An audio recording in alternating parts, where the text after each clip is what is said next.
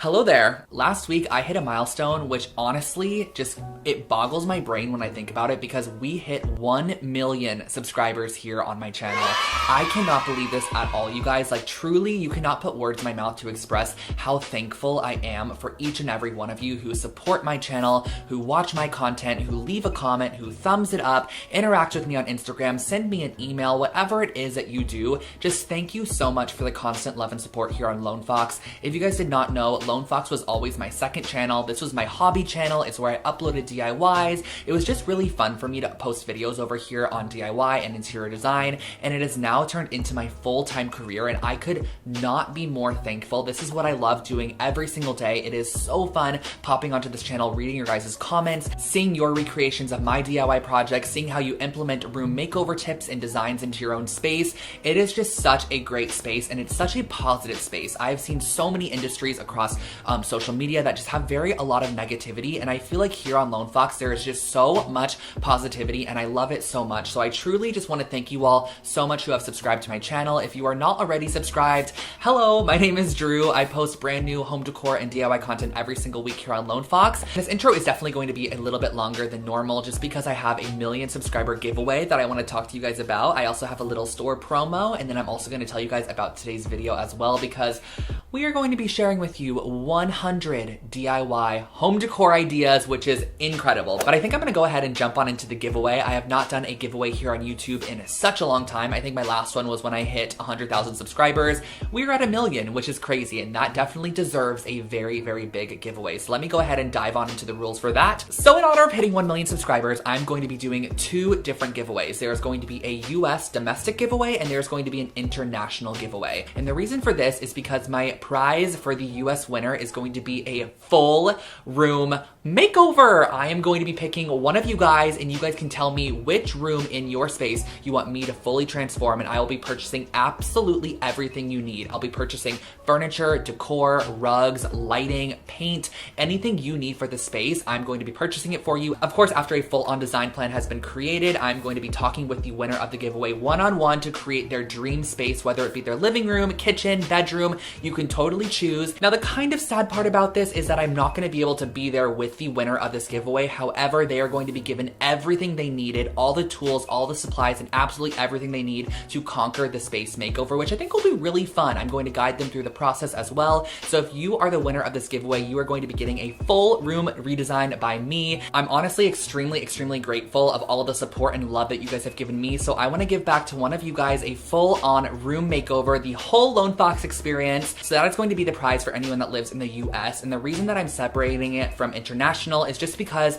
I have no idea how shipping furniture internationally works, or the cost of it, or where I should be ordering from. So I figured for my international subbies, I would go ahead and just give you guys some really great money that you can do your own spaces with. So I'm going to go ahead and give away 2 $500, not gift cards, but just like literal cash, so I could send it to you on PayPal, on Venmo, wherever it is. I'm going to be sending you guys $500. There are going to be 2 winners that receive $500, and then there's going to be 5 more winners that receive $100 a piece. So 7 winners for the international giveaway. Now, how to enter, it is so super simple. All you have to do is be a subscriber of my channel. So make sure that you click that red subscribe button on my channel. Also click the bell icon next to the subscribe button. So if you're already subscribed, but you don't have that bell icon clicked, make sure to click the bell icon. That way you are notified when I upload brand new videos. And then what you're going to want to do from there is actually click the link in the top of my description box. There's going to be a link for US domestic giveaway, and there's also going to be a link for international giveaway. Basically, this is just going to take you to a sub page over on Rafflecopter, which is a website I use to kind of host my giveaways,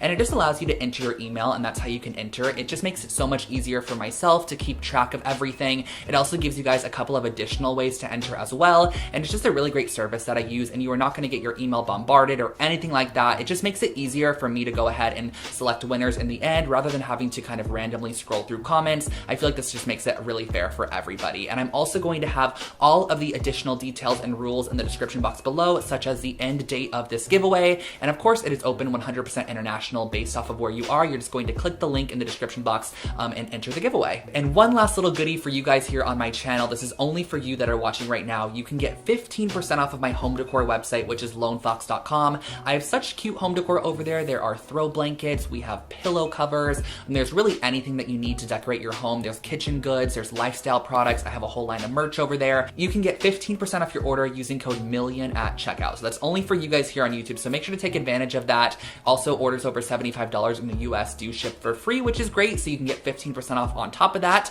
I will leave the link to Lone Fox in the description box below for you guys. But I guess we should just go ahead and dive on into my 100 DIY projects. Now, I know not all of you are going to sit through all 100 of these, but I do hope that if you kind of bounce around throughout this, it gives you a couple of creative ideas and maybe sparks creativity for you. That is the reason I wanted to create this video, is if you ever feel like you just need a little bit of a creative boost, come back to this video, click around. There's going to be a lot of content throughout here, so you're always going to be able to find something. And I'm sure there's quite a bit of content you have missed from my channel that is put into this video that I think you guys are going to love. So this is Editing Drew popping in super quickly. I forgot to also mention that if you guys want the full tutorials on any of these projects, since they are cut down a little bit just to make it not be extremely long, I'm going to link a blog post below that has all 100 projects listed out, and it has links to the videos and the timestamps exactly where you could find these projects. So go ahead, if you want to find any of these projects and you want the full tutorial on them, click the link to my blog post below and you'll be able to find a link to all 100 projects. Enjoy today's video, and thank you so much for 1 million subscribers, but let's go ahead and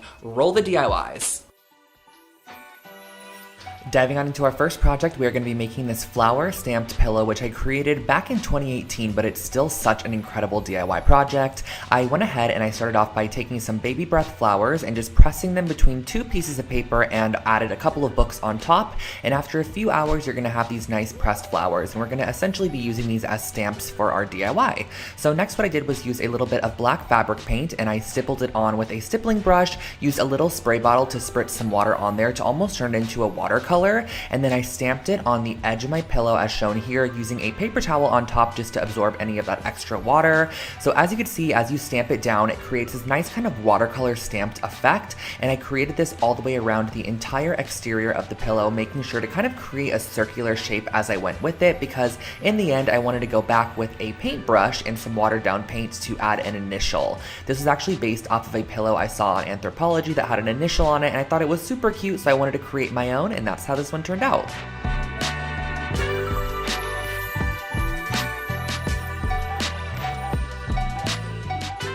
This next project is actually my first ever IKEA hack I uploaded to this channel, and I love it to this date. So I basically ended up using all three of these products here. I used the Frocta straps. I also went ahead and used the Alceda braided floor cushion, and also this little stool as well. And the process of creating this is actually super simple. So I just went ahead, I flipped the floor cushion upside down and flipped the stool upside down as well. As you can see, I got this from the As Is section from IKEA. And all you have to do, since I'm using those Frocta straps here, is go ahead and just mount the stool to the base of the floor cushion. Now the underside of the floor cushion has a nice kind of metal wiring. This allows you to intertwine your strap throughout and just strap it however tight you would like.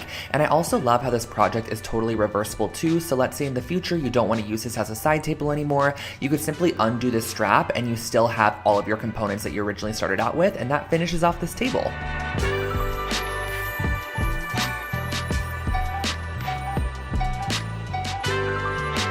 Here we have one of my first ever macrame project I created on this channel, and this is kind of like a faux macrame because you get the look of macrame without actually having to put in all the work needed. So I actually started off with this metal pot here. I believe I got this at Joann Fabric, and some macrame cord also from Joann's. So what I wanted to do is first start off by creating a ring that would kind of go along the top rim of the pot, and we're going to be creating our macrame based off this ring here.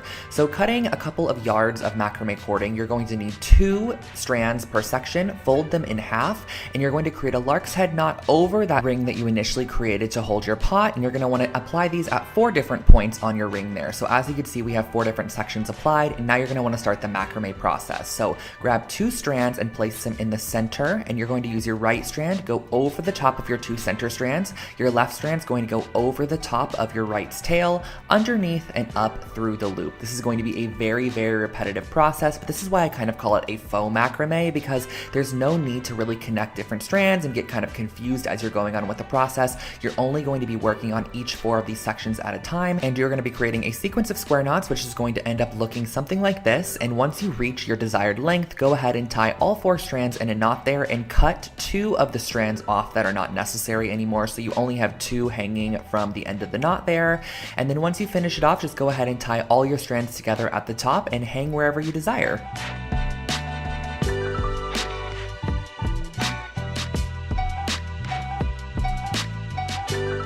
I'm a huge fan of taking Polaroid photos, but I never really know how to display them, so I figured we can create this really fun interchangeable Polaroid display. So I went ahead and used this wood sign and a couple of these bags here to create this. So the wood sign is from Michael's Craft Store. I went ahead and painted it white to start, but you could stain this, you could paint it black, however you want to go along with it. And then at the top, I went ahead and screwed in one of these little hooks here, which are traditionally used for picture hanging or hanging plants from your ceiling. And then I went ahead and grabbed my 3x4-inch bags, punched a hole in the top there, and you can slide your Polaroids inside, which really allows you to interchange them and kind of display them as you would like to. You can also add a ton of bags to this. You can have like 10 to 15 bags hanging from the hook that have lots of different Polaroids on them, so you can kind of flip through them and see all of your memories in one location.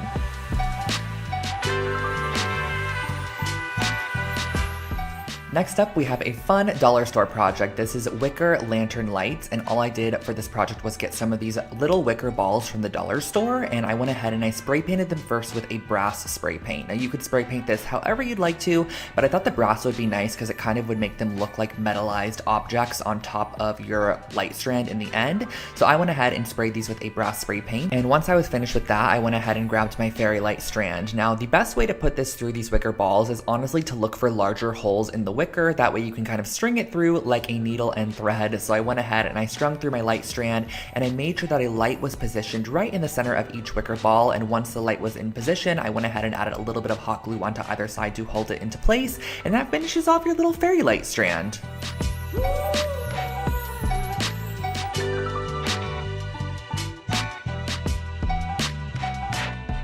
I have created so many throw blankets over the years, but this was an IKEA hack that I really love. It's so simple and easy to transform any blanket. So I went ahead and started off with a simple knitted blanket from IKEA, and I also got some chunky yarn and a large yarn needle as well. This just makes the process so much easier. So I went ahead and just strung my yarn through the yarn needle, and literally all you have to do for this project is create a nice chunky stitch along the edge just to add a little bit more detail to a basic blanket. So I went around, stitched the edge as shown here, and once you reach the corner, you're just going to want to make sure to also apply a stitch into each corner, kind of pivot it 90 degrees and work in your new direction. Now you can totally customize this and make your stitches as long or as short as you would like to. I feel like I made mine probably about 1 inch to 1.5 inches each, but I really love the kind of ununiform look of the stitches. I feel like it adds a nice handmade quality to the piece, and once you reach the end, you can snip it off and enjoy your throw blanket.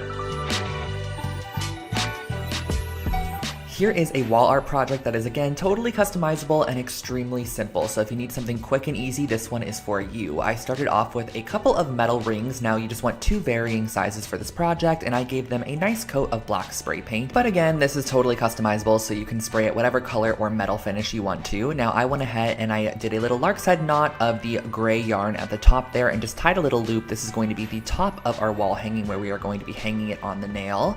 And the next step is going to be very simple. Just cutting a couple pieces of your yarn to about 1 yard in length, folding it in half, and just looping it on the larger of the 2 rings. This is a very repetitive process of just looping the yarn onto each of the rings, letting it kind of cascade and waterfall over the top of each other to create a little layered wall hanging. So once you reach the end, I just created a blunt cut with those pieces. I feel like it gives it a little bit of a cleaner look, and on the ring that is smaller, I'm going to be applying this gray yarn to it. So doing the same exact methodology, just cutting it at the bottom to create a nice blunt cut, looping them on, layering it up, and that finishes off this wall hanging.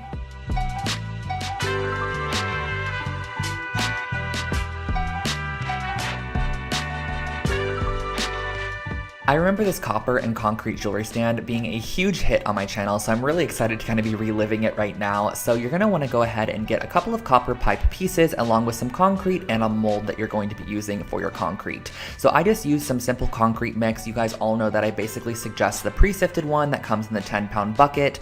Back then though, when I was creating this project, I did not know about that. So now I do. I highly suggest that one. I went ahead and mixed up some concrete, poured it in the bottom of an oatmeal container, and then went ahead and placed one of my probably about 8-inch tall copper pipes on the inside there. You're going to want to go ahead and let that dry fully overnight so you have a nice base for your jewelry stand. The great thing about concrete is it's pretty heavy, so it's going to weight it down and allow you to apply really whatever you want to the stand. So I'm going to go ahead and just use E6000 to kind of conjoin the copper pipes together, but I went ahead and kind of placed this little T-shaped joint right there, and then I also added some E6000 on the inside to place in one of my copper pipes as well, which is just going to be the crossbar. Just let this cure for a couple of hours to the next day, and that finishes off your jewelry stand.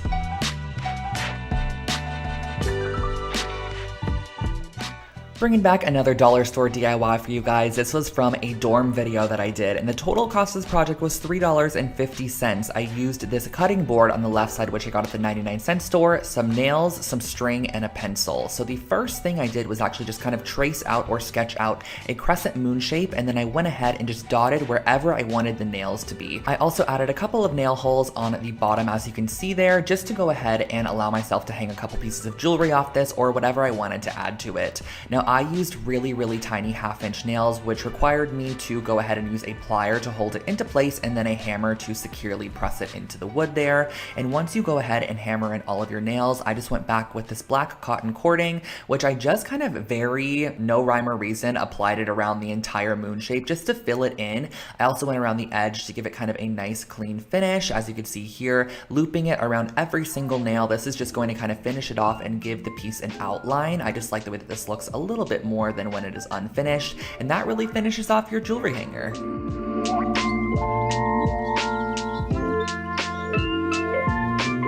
Moving on to our next project, I called this one Floral Globe Decor. Not sure why, because it is more so a fun paperweight or just a cute little shelf decor piece, but I went ahead and I used some resin for this project, a mold, and also some faux florals. So the first thing that I did was I actually sprayed my resin release spray into my mold, and then I pulled off a couple of these yellow roses here. I think I got these at Michael's or Joann's, but you can also get them from the dollar store for sure.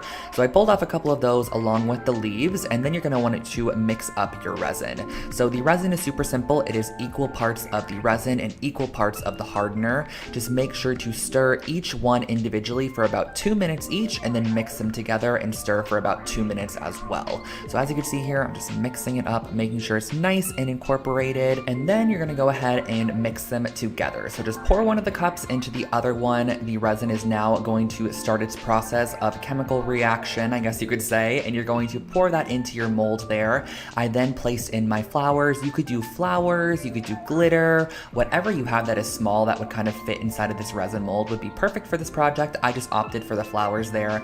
I whipped up another batch of resin, poured it over the top to ensure that everything was fully covered, and then you're gonna let this sit for probably about 24 to 48 hours, and that finishes off your little paperweight.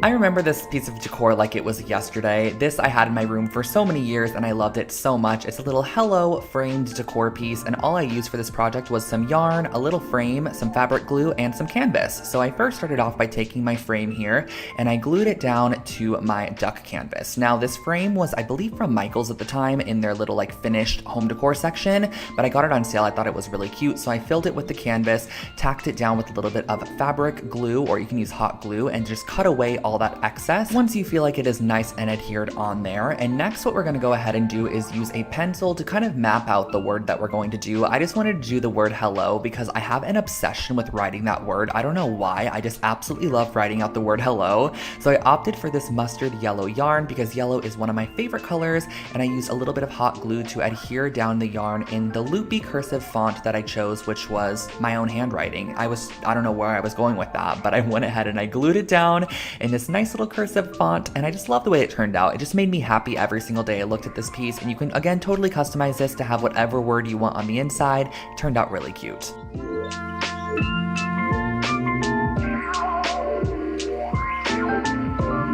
Here we have another IKEA hack for you guys. This was again one of my first ever IKEA hacks on this channel, and I went ahead and I got 3 of these scarf hangers here. And the thing I loved about these scarf hangers is that they actually had like this crocheted edging on them, which I think added so much detail. And I know that IKEA currently does sell these as well. But what I wanted to start off by doing was actually cutting off the little top hanger portion. And every single piece on this is just stitched together with a little bit of thread. So it's very easy to snip that thread and kind of detach the rings if you need to. But I wanted to go ahead and detach the hanging portion and then reattach with a little bit of thread all of the rings together. So I went ahead and I attached 3 sections of this scarf hanger together with a little bit of thread, just doing a couple of stitches between each of them, and you're going to be repeating this process until you have all of your scarf hangers connected. This is so super simple and easy. Just kind of catch the thread, tie it in a good knot, and that really finishes off the process. You can go ahead and hang this on the wall and decorate with some cute little clothespins or little hooks if you have them. I just used this as a cute little inspo board at the time, and I love the way that it ended up turning out.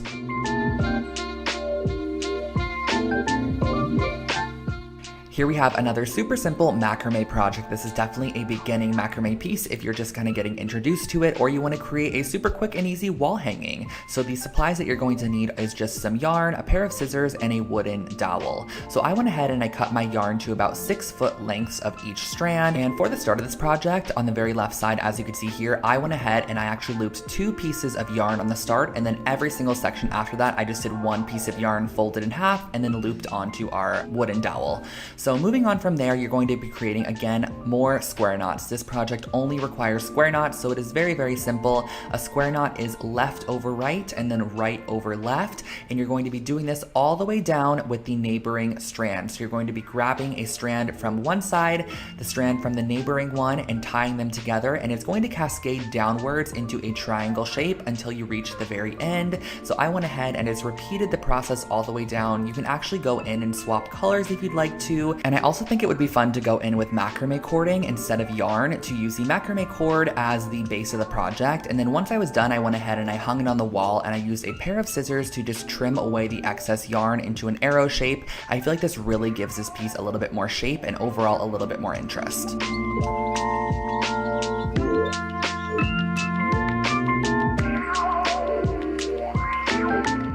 Back to the dollar store projects, this was what I called a memory mobile, and I created this for $2.50. Now, that silver thing looks a little odd, and that is because it is a Let's Party grilling wok. I don't know why I opted for this, but I found it, and I was like, let's go ahead and create something with this item here. So I went ahead and I cut off 2 sides of the grilling wok, and then we're going to be moving on to our wooden clothespins. So these are some small wooden clothespins that I'm going to be using some black cording to tie a double knot right through the center section of the clothespin and cut away any of the excess strands, and then also make sure to leave probably about 12 to 20 inches of leftover string. That way you have a variance that you can kind of use as you're attaching them to your grilling wok. So here comes the fun part. We're going to be sticking our strands up through the holes that are in the wok there, and I'm going to go ahead and glue them down and then cut off any excess tails. So we basically have a ton of these clothespins that are going to be hanging from that metal section there. I think it probably would have been a little bit cuter if I was to maybe spray paint this black or spray paint it brass,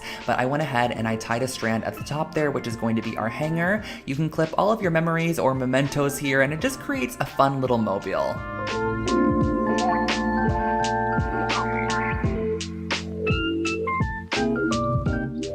Here we have a super affordable take on a mixed metal wall hanging. So this is a moon phase wall garland, and what I used for this was some chipboard, some spray paint, some chain, some wire cutters, and that was pretty much all for the project. So I started off by spraying my chipboard, or my thick kind of heavyweight cardstock, with some copper spray paint, and then I went ahead and I cut apart a lot of these pieces of silver chain. Now if you want to, you can go ahead and use copper chain as well, but I wanted to go in with silver chain and kind of have that mixed metal look. I really love that when it comes to minimalistic wall art. I think it adds a lot of detail and interest. So I went ahead and I cut those apart, and I actually just hot glued those on to the chain, which I would never do nowadays. I would definitely use a jump ring if I was to recreate this project, but I think back then I didn't have jump rings, and honestly this was going to be a super lightweight project in the end, so I knew the hot glue was going to hold for sure. And I think the varying lengths of silver chain across this piece kind of give a lot of detail. If you had everything at the same level, it honestly in the end would kind of just look a little bit boring. So I love mixing up the lengths of chain for those vertical sections to make sure that the moons are kind of hanging at different levels once you actually hang it up on the wall. And this is what the chain base is going to look like, and the next step is going to be cutting out some moon shapes. So you can totally print out some shapes if you'd like to, or you could freehand them like I did. I just kind of penciled them onto a piece of paper, cut them out. I love the organic look of it, and I just glued them on with some hot glue, and that finished off your wall hanging.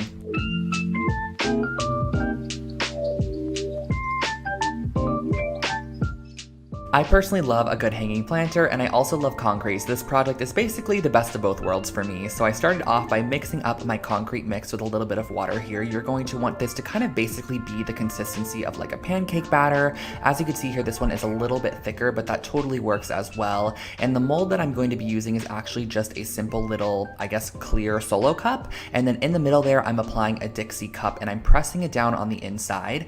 Next, what I'm doing is grabbing some hemp cording or whatever string you want the hanging planter to be hanging from, and you're going to tie knots onto the ends of them. The knots are basically going to be like extra support, so once we press this down into the concrete, the knot is kind of going to be covered in cement and allow it to not be pulled out. If it's just a string, you could imagine kind of being able to pull the string right out, but that knot is just like an extra reinforcement. So you're going to want to go ahead and let that dry overnight or until it is nice and cured, and then pull off your plastic cup in the end and remove the Dixie cup on the inside. Now you can go ahead with a sand file or whatever you have, some sandpaper, a nail file. I mix those words together to make sand file to sand away any excess concrete. Tie your strings into a loop at the top, and that finishes off your concrete planter.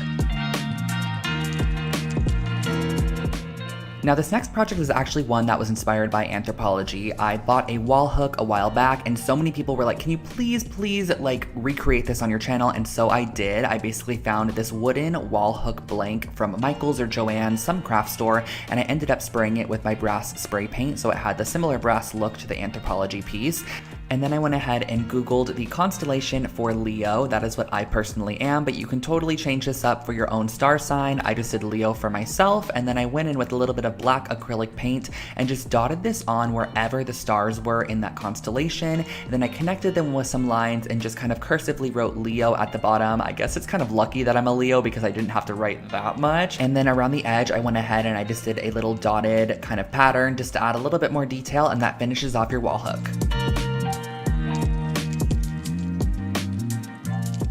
This brass mirror here is one of my favorite DIYs I've ever created. I've actually done a couple different versions of it on my channel throughout the years, and it's just such a fun project to create. So all you're gonna need for this is actually some artificial flowers and a mirror of choice. So these artificial flowers are just from a craft shop. You can get them at the Dollar Tree or Joann's, Michael's, wherever you wanna get them from. And I just went ahead and started by giving them a good dousing of brass spray paint. And this is actually going to just be our first layer of spray paint, kind of just to give an overall coat of that brass color. And next, what you're gonna want to do is actually kind of find the placement on your mirror for these pieces and use some heavy duty hot glue to glue and adhere them down to your mirror. So once you have them all glued and adhered down, this is where we're going to go in with our brass spray paint once again, making sure to cover up any of the mirror sections and really thoroughly coat those pieces in that brass spray paint to give it a full-on finished look. And of course, we're gonna need something to hang this up with, so I didn't want to use this white yarn here, so I just actually sprayed it with the gold spray paint and it ended up looking great in the end. I adhered it on the back side of our mirror and that finishes it off.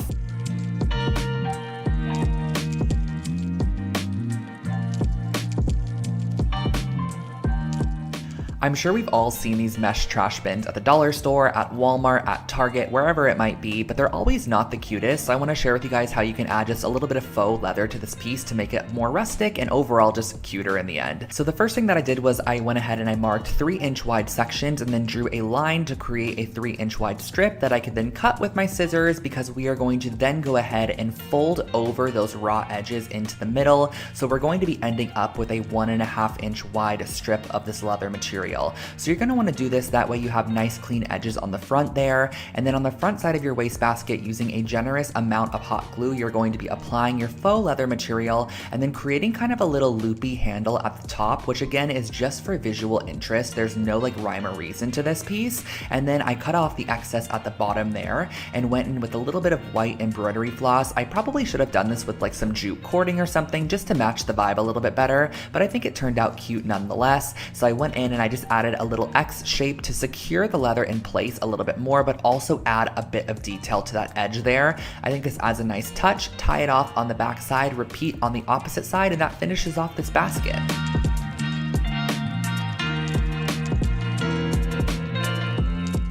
This chunky tassel blanket is one of my favorite throw blankets I've ever created. I actually still own it to this date and style it all the time throughout my apartment. So I started off with this blanket base, which was actually from Target, and then I went ahead and I grabbed a couple of yarns that I thought that kind of complemented the blanket, and I cut them into 12-inch long sections. And you're gonna want a ton of these to create a ton of different tassels along your piece. So I'm using a really chunky wide crochet hook to go through the knitted section of this blanket, and I'm going to then go ahead, fold my yarn in half, and pull it through the loop that we created with our crochet hook. So you're gonna pull through all those strands of yarn.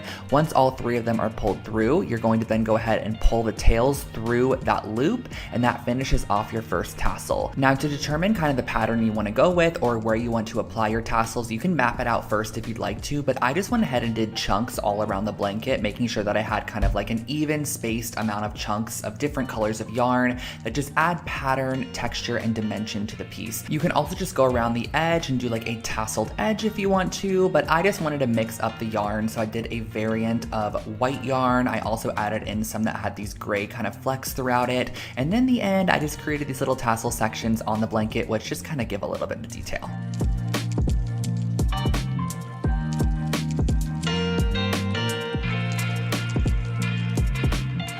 This sunburst mirror here was actually the first project I ever shared on my YouTube channel. This is my first ever DIY project that I created, and I really think it's still really cute, honestly. So I started off with an 8-inch round mirror, and I used 2 different sizes of popsicle sticks. I used these longer, kind of skinnier ones, and then I also used your traditional ones as well. The first thing that I did was I went around the bottom lip or bottom edge of our piece with the longer, skinnier popsicle sticks and hot glued them into place where I wanted them to go. And once you have them all glued down, it's gonna look something like this. But as you can see, it just kind of seems a little bit boring. So in between each of the popsicle sticks, I actually glued a vertical popsicle stick, so it was kind of sticking upwards, which just adds dimension to the piece. I feel like every one of these voiceovers, I'm like, it adds dimension, it adds texture, but it really does. Like, I think this adds a nice bit of visual detail. So I went ahead and I added a vertical popsicle stick just glued in between all of our longer sticks. This also kind of gives a height variance. So as you can see, the first layer of sticks is a bit longer than the second layer, which I love. And then on the back side, I just glued down a little ring of macrame cording to hang it up on the wall, and that finishes off your new sunburst mirror.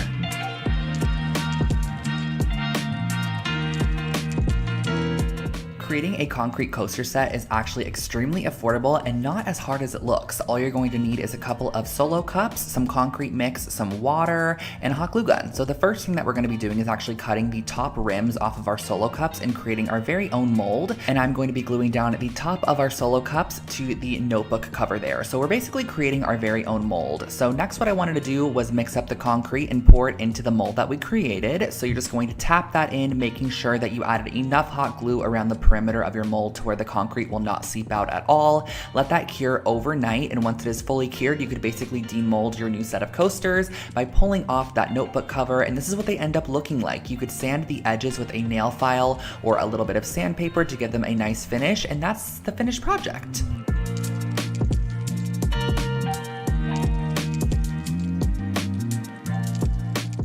Next up, we're going to be making this DIY macrame, really cute kind of like lantern candle holder. So I'm going to be using a mason jar along with some hemp cording. And the first thing that I'm going to be doing is measuring out about 2-yard sections of my hemp cording. And you're going to need, I believe, 6 pieces in the end, 6 or 8. So what I'm going to be doing is starting out by gluing down my pieces in the center here. So I actually did end up using 8 strands. And you're going to want to glue them so that you have all evenly placed out 8 sections on the bottom of your mason jar. And then I added a little bit of hot glue to hold them into place as I started the macrame process. But this is just, again, a very repetitive process like a couple of the earlier projects. We are creating a collection of square knots where we grab the neighboring strand and we connect it to a knot that was neighboring it as well. And you're just going to be repeating this process until you reach the top rim of the jar. So I just kind of work in a circle and create a knot, as you can see here, twist it, move on to our next side, create a knot, twist it, move on to our next side, create a knot. And as you keep creating these knots, it's going to get tighter and tighter up towards the top, which is what you're going to want so that it kind of forms around your mason jar shape. So as you can see here, getting closer to the top here, it really creates a nice nautical vibe. It almost gives like a fishnet look to the piece, and this is what it ended up looking like in the end. You can tie off your strands, you can turn it into a hanging planter if you want to and leave them long, or glue them as I did and just pop a candle inside as a candle holder.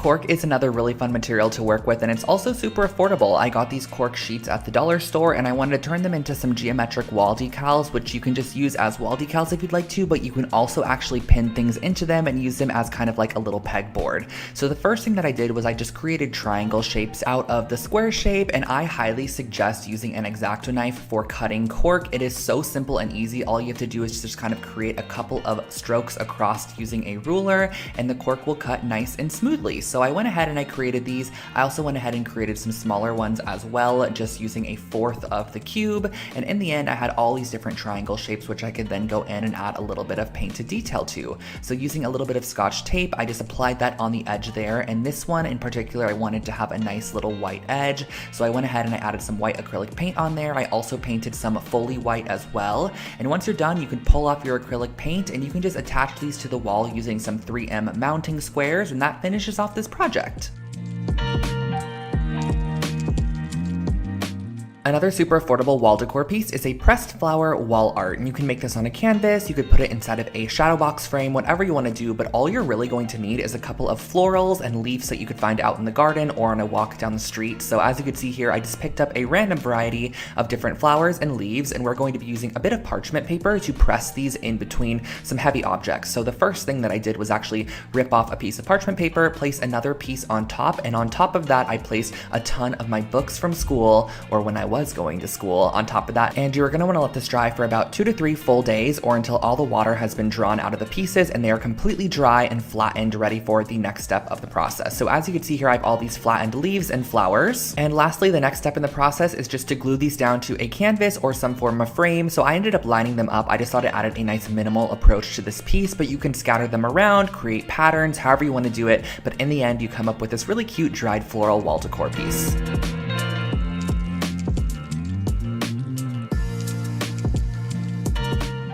Whenever I create these IKEA rugs here on the channel, you guys always love them so much, and this is going to be one of the designs that I've done. I believe I've done about 3 to 4 of them, but I'm using the Low House rug, which is basically a jute knotted rug from IKEA, and I'm also going to be using some masking tape to mask off any sections that I want to apply the spray paint to. So as you can see here, I applied 2 borders that ran horizontally, and then I applied a ton of vertical strips, and each one of these vertical strips took up about 2 different knots. So I kind of used my knots as measurement, and my masking tape that I used, which I believe was about 1 inch wide, ended up covering 2 full knots, so I was able to kind of measure out as I went, and then I went ahead and applied on my paint here. So I'm just using a regular white acrylic paint. Now, since I've actually created a couple of these rugs since this project was created, I highly suggest using spray paint as opposed to just acrylic paint. Honestly, it is so much easier. You can just spray right over the top of your masked area, wait for it to dry, peel it off. I also feel like the paint goes on so much more opaque as well, and if you do this process, you could apply a clear coat on top to lock it in.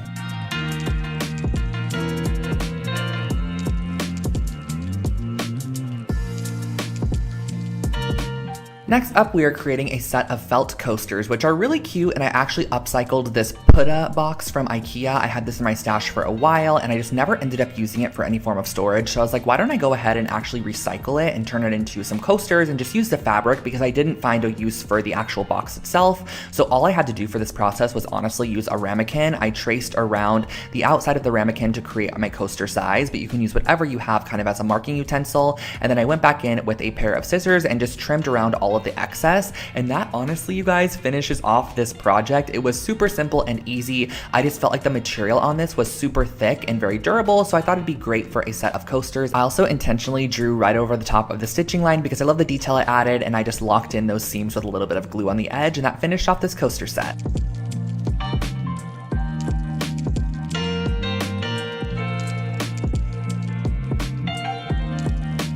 This project here, you guys, really takes me back because this was such an old DIY that I created, but honestly, it's still such a cute concept, and you can totally use this on really anything that is glass and kind of create a frosted glass look. So the first thing that I actually did was just grab some regular old printer paper, and I'm going to be cutting out some triangle shapes, which are going to be our masks. So I cut a 2-inch wide strip of paper, and from that paper, I went ahead and freehand cut a couple of triangles. I just like the organic shape of a freehand cut triangle as opposed to measuring them all out. I think it kind of adds a little bit bit more of a boho element to this piece. And I went ahead and I actually adhered these down with just some water-based glue, just an Elmer's glue stick, because it's super easy to remove from glass. It's kind of just a temporary fixation at the moment. And then what I went ahead and did was actually spray on top of it a coat of sea glass spray paint. And as you can see, when you go ahead and remove those masked triangle sections, it reveals the shiny clean glass underneath, and you have a frosted glass over top, which overall gives you this kind of nice embossed etched look.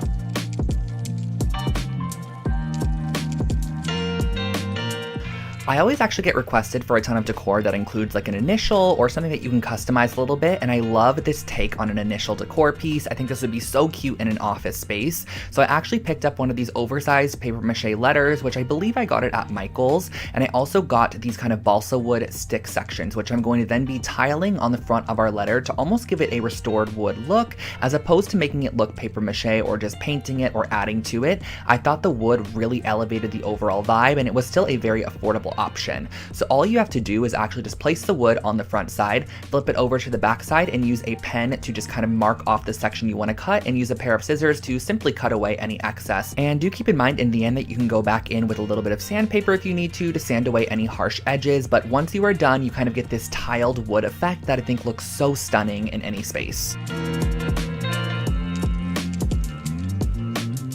For our next project, I really wanted to create a functional DIY with supplies that I already had in my stash, so I ended up opting for using a coat hanger from IKEA, one of the wooden ones, and some thick gauge brass aluminum wire. Now this wire is super easy to bend, so all that I had to do to start was just kind of wrap it around very haphazardly. There is no rhyme or reason to this at all, and as you want to add a hook to your piece, all you're going to do is kind of create a stick section that comes off of your coat hanger, as you can see here. I bent it in half at the end and then brought it back up to the start, where I'm able to then continue down the length of my coat hanger. So as you're wrapping this around your coat hanger, I just did it very organically. There was no rhyme or reason to this in any way, and as I wanted to add a hook again, I went ahead, I created my hook section by bending the wire in half, bringing it back up to create a little hook shape, and then I went ahead and I sprayed the top with a little bit of brass spray paint, and that finished off this project.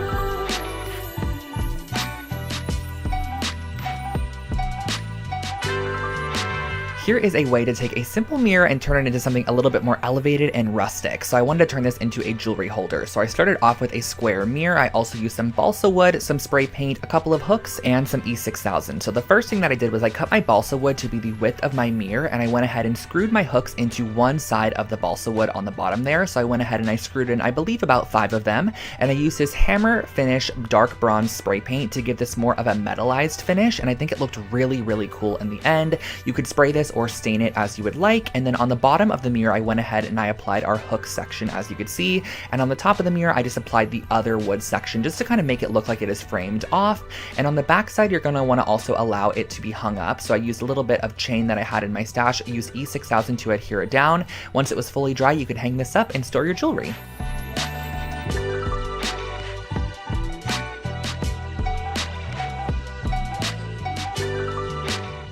Affordable furniture DIYs are always a hit here on Lone Fox, so I wanted to share with you guys how I created this nightstand from a simple crate from IKEA. So this is the Naglig crate, which you could pick up for about $10 at IKEA, and I went ahead and I started off by just constructing it based off the instructions. You have to just screw all of the elements together, and once they're all screwed up, you have a basic wooden crate. Now on the bottom of the wooden crate, I wanted to add a leg, so I elevated it off the floor with these little wooden trinket dishes, or like little wooden trays that I found at the craft store as well. They're just the simple wood, very similar to the one from IKEA, and I just E6000 these down. You could also use a nail gun if you'd like to, and once you are done, you have a very simple, minimal nightstand.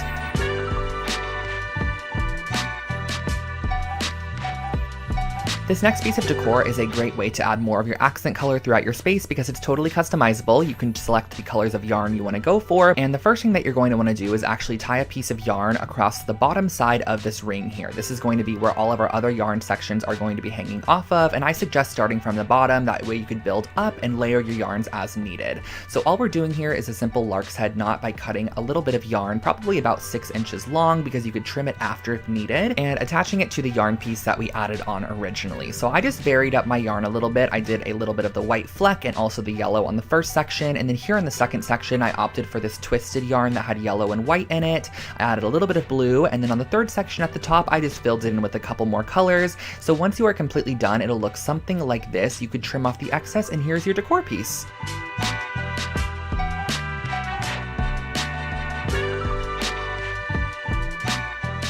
This is a really fun multi-purpose DIY. I created a memento lampshade because lampshades can be a little bit boring, so if you have a basic lamp, especially in like a dorm room or a small space, spice it up with this simple hack here. All that I started off by doing was just painting my clothespins how I wanted them to look, so I think I did a mixture of black and then also just the raw wood as well. All you have to do for this project is literally glue down the clothes clips all the way around the exterior of the lampshade, just kind of spacing them out however you would like them to go, and keep in mind wherever you place a clothespin, you can add a Polaroid or a little memento, and that finishes off this lampshade.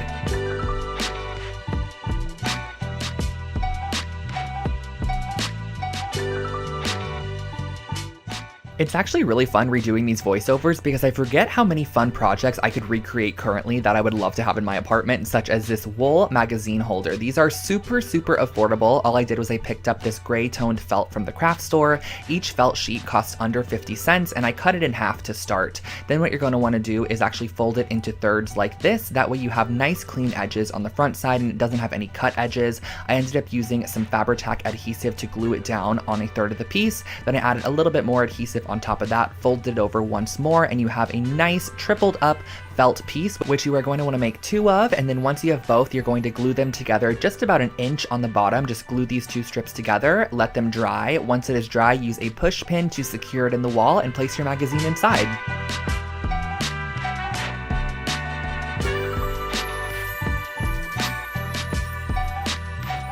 If you love a freehand, very artsy project, this one is for you. I created this as a dorm decor piece a while back, and it is just a kind of moon phase galactic pillowcase. I just used a simple white IKEA pillowcase and some black fabric paint to paint on some stars and moons around the exterior of this pillow. I also added a couple of constellations, and that was all.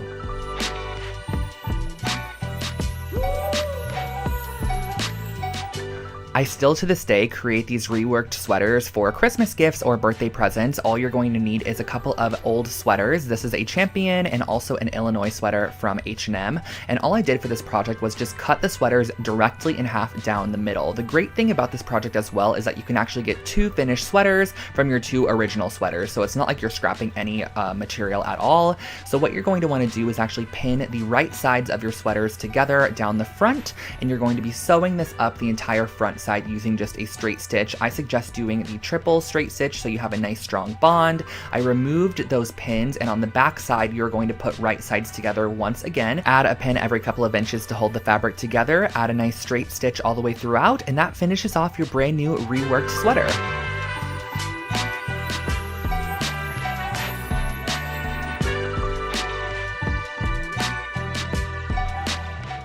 A couple years back, I received a Lalapo candle for Christmas, and it had a really funky kind of hammered metal tin container that it came in, and I wanted to recreate my very own for a fraction of the price. So I found this metal tin here on Amazon, and I literally went to town on it with a hammer, just hammered it all the way around, gave it a very distressed and just unique look. So as you can see, these are going to be our candle canisters.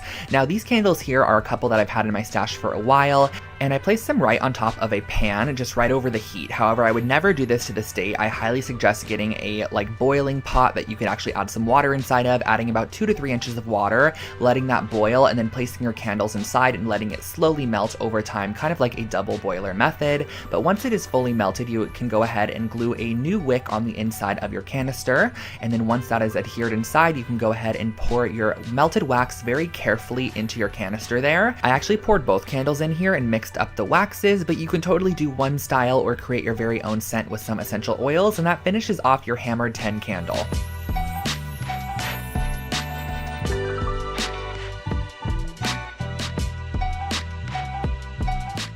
This pillowcase was such a fun one to recreate. It was inspired by an Urban Outfitters one that I believe cost around $80, and I knew we could take a simple IKEA pillowcase and create our very own with just a little bit of black fabric paint. So I started off by cutting off any of the tags and using some black fabric paint to paint on the shape of an eyelid, just like a very organic kind of half circle shape. And from there, I went ahead and I added on some eyelashes to this piece as well. If you guys can see, the brush that I'm using has a very flat top, and it's almost the width of all of the lines that I'm creating, which I just find makes it a little bit easier when freehand painting like this. And there really is no rhyme or reason to this. I know I say that all the time when I'm painting projects like this, but really as you go, you can add to the piece, take away, and if you mess up, honestly, just keep on working on or add it and implement it into your pattern elsewhere so it doesn't really look like a mess up. So I just went all the way around, added this pattern throughout, and that finished off this pillow.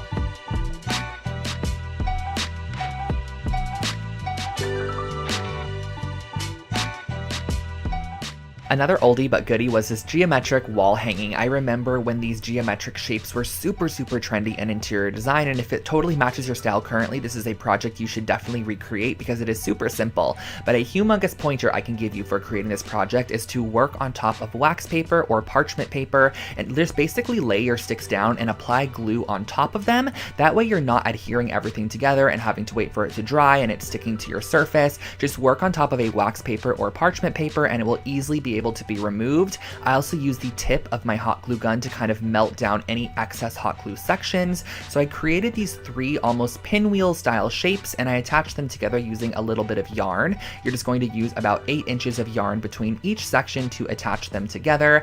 Once you reach the end, just tie a little loop at the top that you can hang it off with, and that finishes off your brand new wooden geometric wall decor hanging.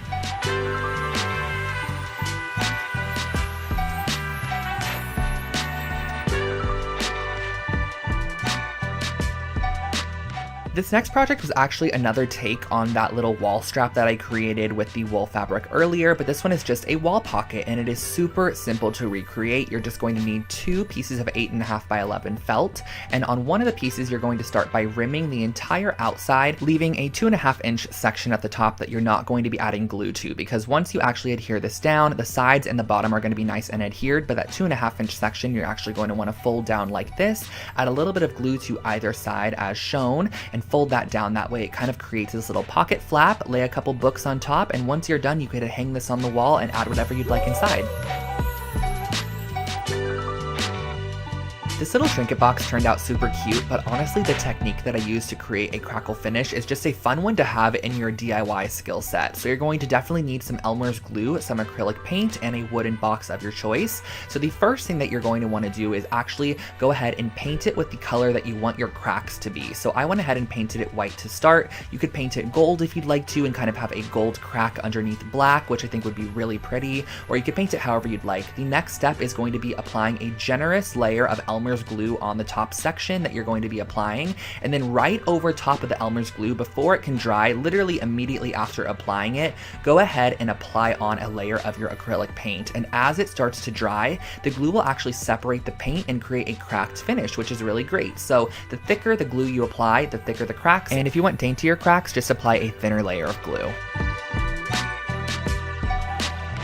Here's a fun DIY on how to turn your basic pillowcases into these gradient dyed pillowcases. You're just going to need some RIT dye. I use the powder form, a couple of cups, a paintbrush, and your pillowcases. So the first thing that I started off by doing was adding the same amount of water into each cup, and I did use warm water. And next what I did was I actually varied the amount of dye pigment that I applied to each cup. So the first cup I added 1 teaspoon, the second cup I added 2 teaspoons, the third cup I added 3 teaspoons, and so on from there. That way we have an array of pigmentation. And I went ahead and I started off with my darkest color first because it's just easier to start darkest and go lighter. So I applied about a 2-inch strip of our darkest color and worked my way down to the lightest section, probably only applying water at the very end. So as you can see here, this is what the gradient dye is going to look like. Wash out the excess dye and style with a couple of cute throw pillows. If you're wanting to DIY a gift for your friend this year, I highly suggest these really cute best friend pillows. Basically, all I did was I grabbed some velvet fabric, some chunky yarn, Fabri-Tac adhesive, and a pair of scissors. And the first thing that I'm going to do is lay out my velvet fabric and just kind of freehand a heart shape, or half of the heart shape. So as you can see here on the left side, my fabric is folded in half. That way when I cut out this shape, I'm going to have 2 of them. So the first thing I did was I freehanded out half of the heart, then I cut it out with some fabric scissors. Next, what I did was I went ahead and I created a little crack down the center. You can totally make this a straight line if you want to, or you can kind of make it jagged like this. I thought it added a cute little element to the piece, and you're going to need 2 pieces for the left side and 2 pieces for the right side. And once you have those cut out, just make sure that you're pinning the right sides of the fabric together, or pinning the sides of the fabric that you want to show on the outside sandwiched together. And then go ahead and sew the outside of this and leave about a 3-inch section opening. That way you can fill it up with your polyfill or your recycled materials, whatever you want to put inside to fill up your pillow there. So as you can see, once they are both completed, they're going to look something like this. But I did have to add the little best friend detail on the front there, so I just used my Fabri-Tac adhesive and just freehand wrote out best friends, and it kind of cascades across both pillows because once you put them together, you're going to be able to read the full message. But I love the idea of having both of them kind of separated, but you still understand what it says, and that finishes off this pillow.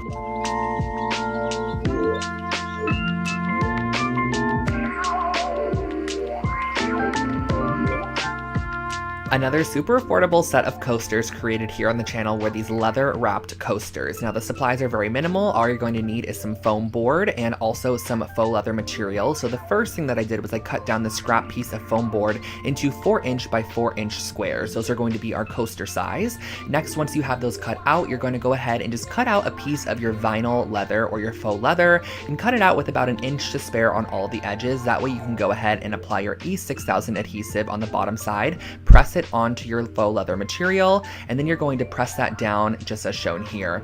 Next, what I did was I cut off all of the corners. That way we can create a nice clean fold, and I also make sure to leave about 1/8 inch of material on that corner. That way when you fold it up, you get a fully covered corner as opposed to having any of the white show through there. So I just went ahead and I adhered down all of our flaps on the back side, let it dry, and cut out a piece of material to glue over the top of those flaps there. And once you are done, this is your finished coaster set.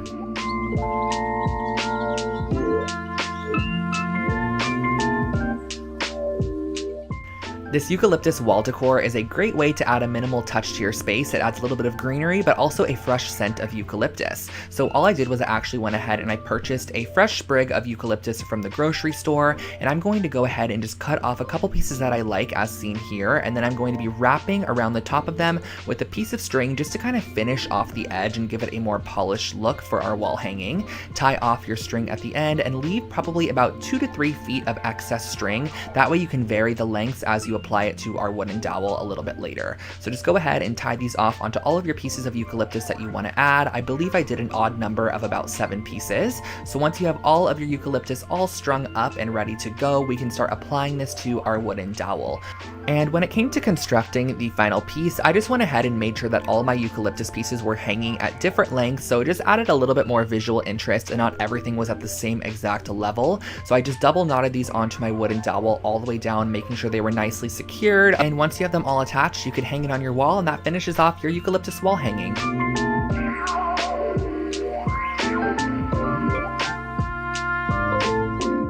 This next project is an IKEA hack where I basically took these wooden cutting boards and I measured 1 inch in on each of the corners and I marked the inch in spot. That way we can know where we're going to be drilling our holes later, because we are going to be turning this into a hanging shelving unit. And this project turned out so cute. I love the way that it turned out in the end. So I just went ahead, brought these pieces outside and used a drill bit that was wide enough for the rope material that we're going to be using here. So as you can see, I got this rope here at the Home Depot. It is a simple nylon rope. And the first thing that I did was I grabbed 2 pieces of my rope and I folded it in half at the very middle point and I tied it in a knot as shown here. Next, what I did was I measured down about 18 inches from our knot and I just made a little marking on our piece because that is exactly where we're going to be tying our knots on each section. Now the knot is what's going to be holding our shelf in place, so you're actually going to want to make sure that all of your knots are in a very similar spot. That way your shelf is very level and it's not off center, because if you have knots that are hanging lower on one side, your shelf is then going to hang lower on one side as well. So using a ruler, measure down about 12 inches, make a marking, and just make sure that you tie your knot in the same spot once again. The great thing about this project is you can totally adjust the knots as needed. They're not anything that is super tight, and once the shelf actually sits on top of the knot, it kind of tightens itself naturally. You can hang this up and enjoy your new hanging shelf.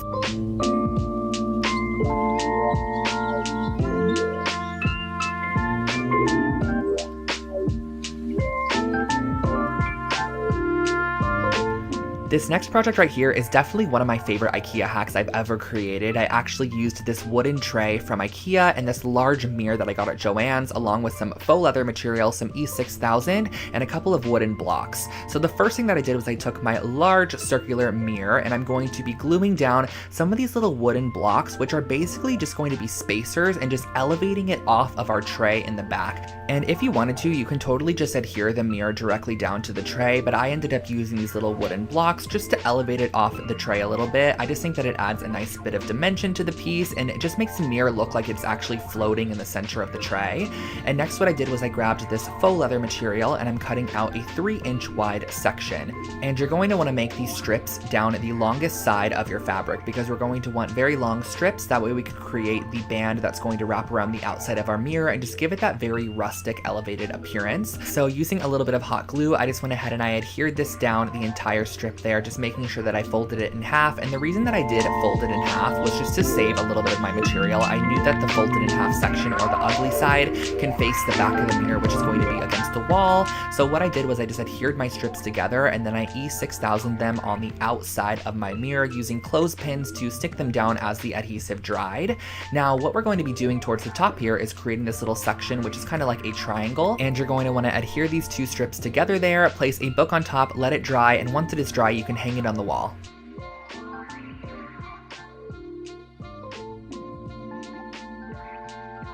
I think this rustic clay bowl was actually my first time ever using clay in a DIY project, and so this is how it ended up turning out. I used a glass bowl from Target and some of this air dry clay from the craft store, and I went ahead and I just added a thick layer of air dry clay on the entire exterior of our glass bowl, and I used a little bit of water to smooth it down. Now I know that sometimes water doesn't work with air dry clay, but specifically for this project I do remember it smoothing it down quite a bit. And then I went ahead and I pressed a little new base for it and used a paintbrush just to add a little bit of detail into our clay work. And this is where I feel like the water totally made a difference. You can totally see where I'm adding the water. It just smooths out those sections and overall just makes the clay look a little bit nicer. So once it was dried overnight, I went back in with a sand file and just filed down any edges that were a little bit rough. And then I went in with a little bit of black paint that was watered down and just kind of distressed the bowl a little bit, added my signature on the bottom, and that finished off your rustic clay bowl.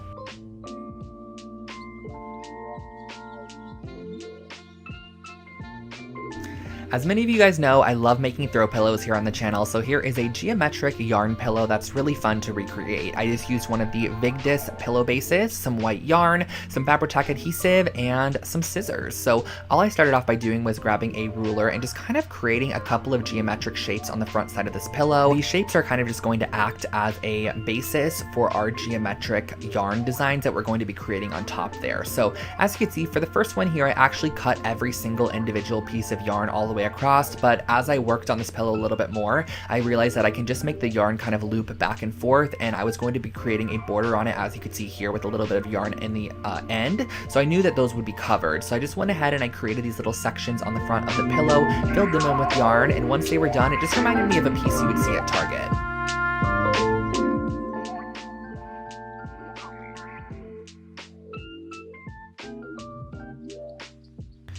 I was a humongous fan of vinyl records back in the day, and I always wanted a method for hanging them on the wall, but I didn't want to have to purchase the actual Urban Outfitters frames that were $20 each, so I was able to create my very own with one piece of foam board. So the first thing that you're going to want to do is go ahead and cut out 2 pieces of your foam board that are 2 inches wider or 2 inches bigger than your vinyl record itself. So I have 2 pieces here. I cut out a square on the inside of one of the pieces as well to act as the frame. Now on the sides here, I cut out these 3/8 inch strips, which are going to act as borders or barriers. And the great thing about using the foam board is that it elevates it a little bit so that you can easily slide your vinyl inside. So I just used some E6000 adhesive and just glued this around the exterior of my vinyl record once it was placed on the inside there. But you do not need to add a piece of this to the top there. That way you can slide your record in and out in case you want to ever exchange it for a different one. So once that was all glued around the outside, I then went ahead and added adhesive to the top of those strips, placed on top my frame section there. So this is kind of creating our shadow box, which you could then slide your vinyl on the inside of.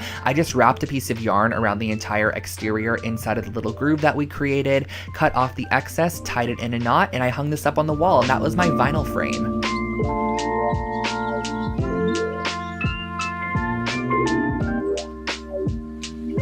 This next wall art piece was actually inspired by a piece I saw on Anthropologie's website, but it was $600, so I opted to create my very own piece using this $30 gold frame from Target. I took out the paper on the inside and traced it onto a piece of heavy-duty watercolor paper, and I'm just cutting that out there, and I'm going to start by using this golden paint in the color Carbon Black and mixing it with a little bit of water to create my very own watercolor. Next up, using a very thick watercolor brush, I'm kind of just going to start tracing out a couple of loopy shapes on the right side of this piece of paper and drag it over, following my reference photo to create a couple of other lines as well. This is definitely a super abstract piece of artwork, so there is no rhyme or reason to this piece whatsoever. And I did also go ahead and darken up some of those sections using the paint just right out of the tube, and once I was done with it, I let it dry, popped it back in the frame, and that finished off this wall art piece.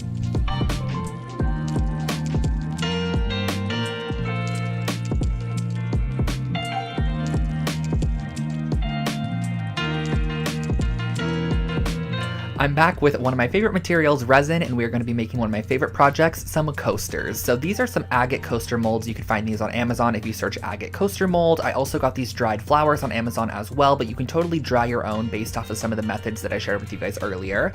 But the first thing that I want to do is go ahead and mix half and half of our resin together. So you're going to want to use equal parts of resin and equal parts of hardener. I just find it a lot easier to measure them in 2 separate cups. That way you know that you have equal parts, because if you don't, it's not going to cure properly. So once you do have them mixed up, go ahead and stir it for a couple of minutes and add your glitter. Now, the glitter goes such a long way, you guys. I thought what I added was a small amount, but it ended up being quite a bit. So I stirred it throughout my resin, and then I poured a thin base layer into the mold itself. That way I can just go ahead and start placing in my flowers and give them something to grip to. So I placed them right on top, positioned them into the position I wanted them to go into, and then I filled and topped it off with the rest of the resin material. You're going to want to let this dry overnight for about 24 hours or so, and once they are fully hardened and cured, you can just pop them right out of the mold, and you have these really, really cute coasters. However, I wanted to elevate mine and take them just one step further, so I'm using some of this brass gilding paint. Just go and carefully paint around the edge of these coasters to give them kind of like a metallic finish on the edge. I just think it kind of locks in the design, and that finishes them off.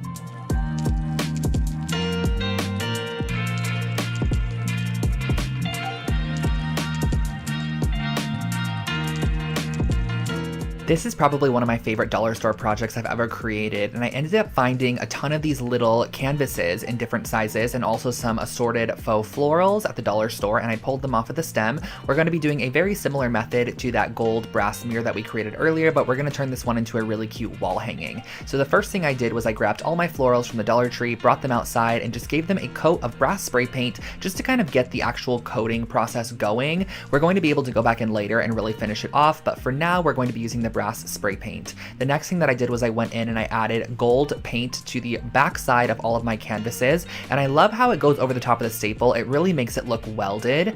Next, moving on, we're going to be applying the first set of florals to our wooden dowel. Now from this wooden dowel, our little canvases are going to hang, so this is going to be kind of like the most focal point of the piece. I brought it back outside once all of our florals were attached to it and just sprayed any of those excess areas. And last but not least, you're just going to go ahead and use some string and apply on your canvases. Inside of these little canvases, you're actually able to go ahead and just pop in a photo or however you want to style them.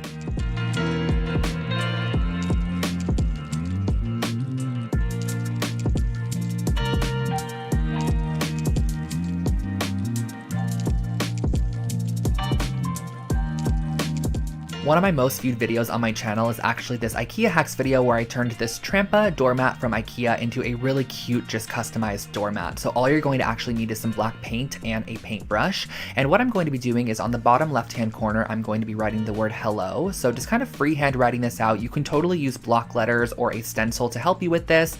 Flipping it completely 180, I'm going to go ahead on the opposite side and put goodbye. This is just such a cute idea. You can actually place this right outside of your door, have the hello face the person as they enter, and the goodbye face them as they leave.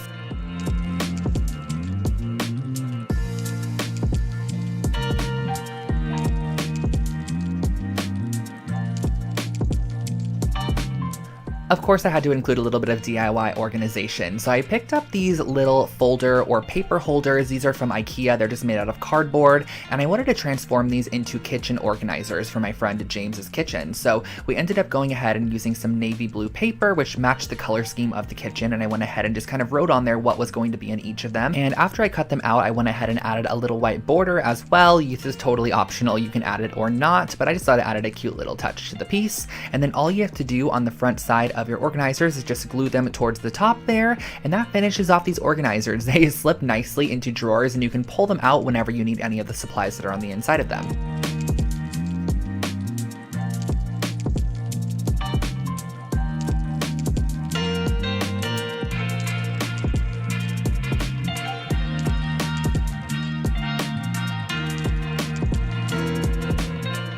This next project was a really fun one where I ended up using silver silverware. This is just plastic silverware from the dollar store, along with a 12-inch circle base. And I went ahead and I broke all of my spoons more towards the actual round part of the spoon. That way we had a longer handle section, which we could actually glue onto the outside back of the mirror. So what I went ahead and I did was I started by gluing these on and kind of evenly spacing them around the outside exterior. And this is what we ended up having from the back side. And then what I next did was I went ahead and I added the spoon portion as well. This is just going to add a little bit more dimension and detail to the piece, and that's just really an inexpensive and structural way on how to elevate any basic mirror.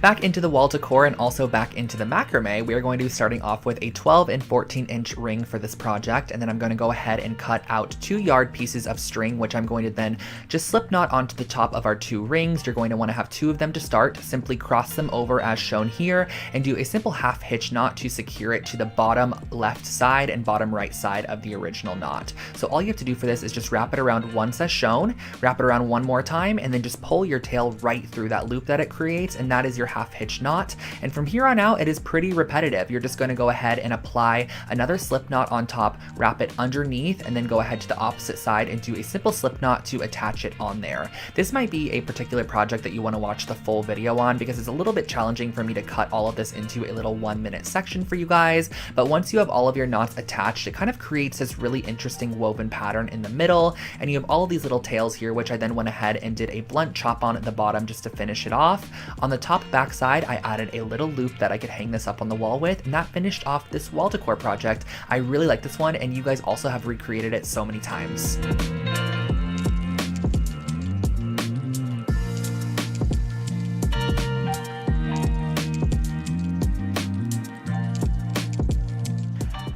Next, we are heading into some of the aesthetic DIYs that I've done on my channel. I absolutely love creating aesthetic DIY projects for you guys, and I do full videos where I take really trendy pieces and kind of turn them into DIY forms. So the first thing that I'm going to be doing is just rolling out a piece of clay into the shape of a face. I also went ahead and kind of pinched the edges upwards just to kind of give it a little bit of a lip on the edge, and then I rolled out these thin tubes of clay that I used to kind of decorate the face. So I went ahead and created this abstract eye shape that transcended down into a nose, added a couple of eyelashes, and of course we had to add a mouth as well. Once that was fully shaped and kind of in position, I went ahead and baked it in the oven for about 25 minutes or until it was nice and solid.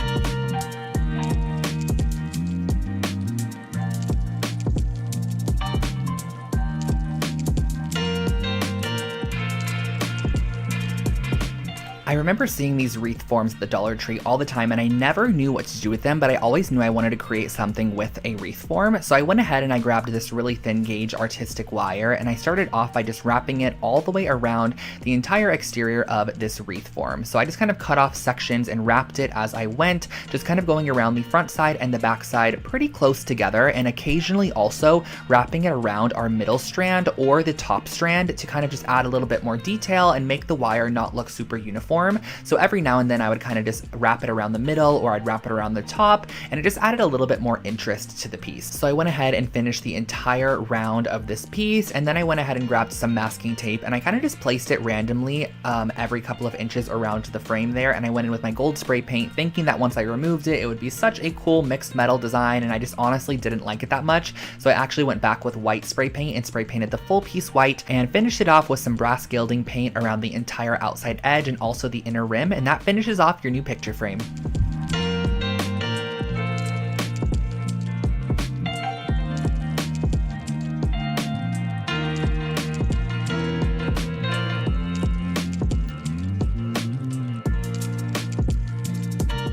I actually used this tray earlier in a project, which was that mirror. It is the Stockholm 2017 tray, and I used some of these hairpin legs that I found on Amazon. So all you're going to need in addition to this is some strong bond adhesive. So I actually flipped this tray over, and I'm going to use it as the tabletop for our little table that we're creating. This is going to be kind of like a little side table, and I suggest using E6000 to adhere this leg to the bottom, and also go back in and add E6000 into all of those holes at a generous amount. That way, once it's dry, it almost acts as a nail, and that really finishes off this project. Super simple and easy side table recreation.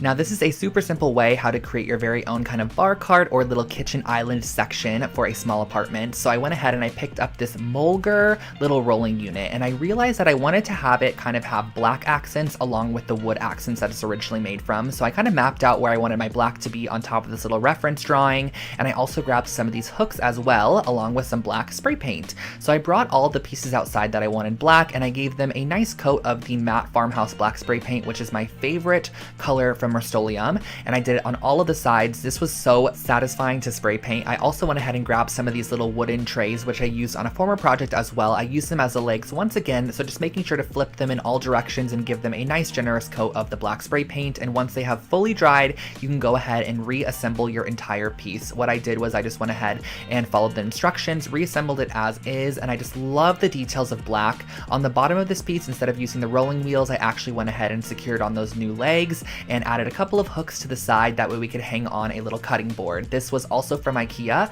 I screwed a couple of hooks into the cutting board. That way you can kind of have it hang off the side. And I thought this was the perfect little bar cart addition to any small space.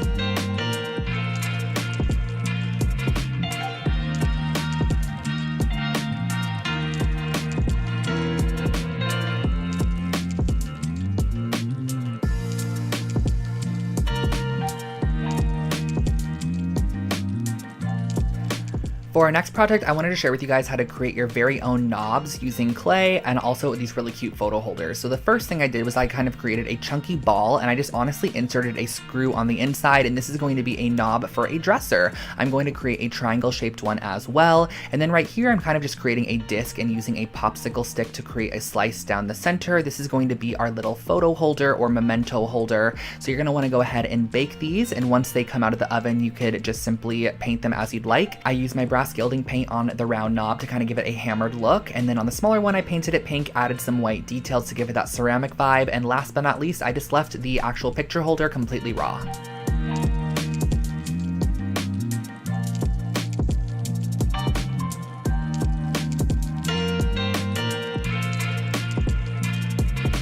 I personally am not a great painter, but I can definitely do an abstract art piece every now and then. So I picked up this wooden canvas and I started off by painting the entire base of the canvas with this cream colored paint.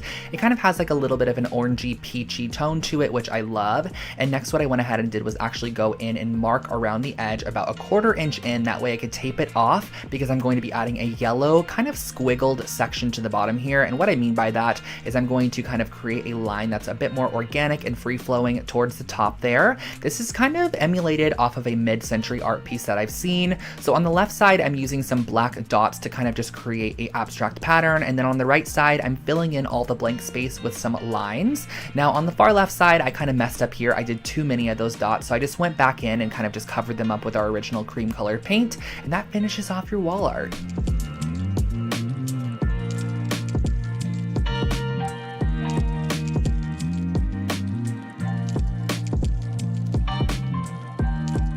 This candlestick DIY is actually one of my most recreated projects on my YouTube channel, and all you have to do for this is actually fill up a pitcher or something pretty tall that you could submerge your full candlestick in with some lukewarm water, and you're going to let your candles sit for about 15 minutes or so. Once they come out of that water, they're actually extremely malleable. They almost are like a wet noodle in a sense that you have a little bit of time to shape them however you would like to. So it's really fun to be able to create these very organic and abstract shapes with your taper candles, and it just makes them a little bit more interesting. You can even go in with a rolling pin like I did with this one, flatten down the wax a little bit. It's not sticky at all, and then go in and twist it to create a funky twisted candle. So there are a ton of different alterations that you could do for this particular project. I also went ahead and kind of created this looped candle. And lastly, I used 2 purple candles to kind of create this standing, it's called a duo candle, where basically the bottom base is kind of twisted and then it has this really cool kind of double-sided candle, I guess you could say. So I went ahead and I tried to melt them together, but it honestly didn't work. I ended up just kind of gluing them together with some hot glue and finishing it off with a little bit of wax. And that is how I finished off all of these really cute abstract taper candles.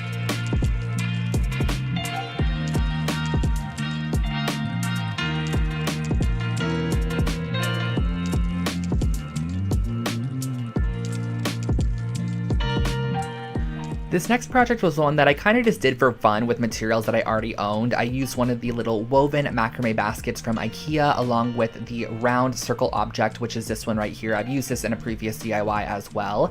And I went ahead and I constructed it. And what I kind of realized I could do with these 2 IKEA items was actually create a basketball hoop, which sounds strange, but I thought it was really cute for like a little boy's room or something like that. So I went ahead and I cut away the mesh from the bag. So we just had this nice little like layer of mesh that I could then use to create my very own net. So what I basically did to create this net was I went ahead and I added a little dab of hot glue every now and then, and I just adhered it around the actual ring of the little Lindrande piece from IKEA. And once it was fully secured around on the back side, I did adhere it all the way on the back, and I glued together the net kind of on the back side because it was going to be open on the back side. So I glued that together as well. I then went ahead and cut away any excess material that I didn't need to use anymore, and I grabbed that little rimming that was actually the original handle of the bag, and I just glued it onto the bottom there just to make it seem a little bit more secure and overall a bit more finished. So once I had that glued on, I was able to attach my very own hook on the back side, and this is how I created a little basketball hoop for a little boy's room or anywhere you want to add this.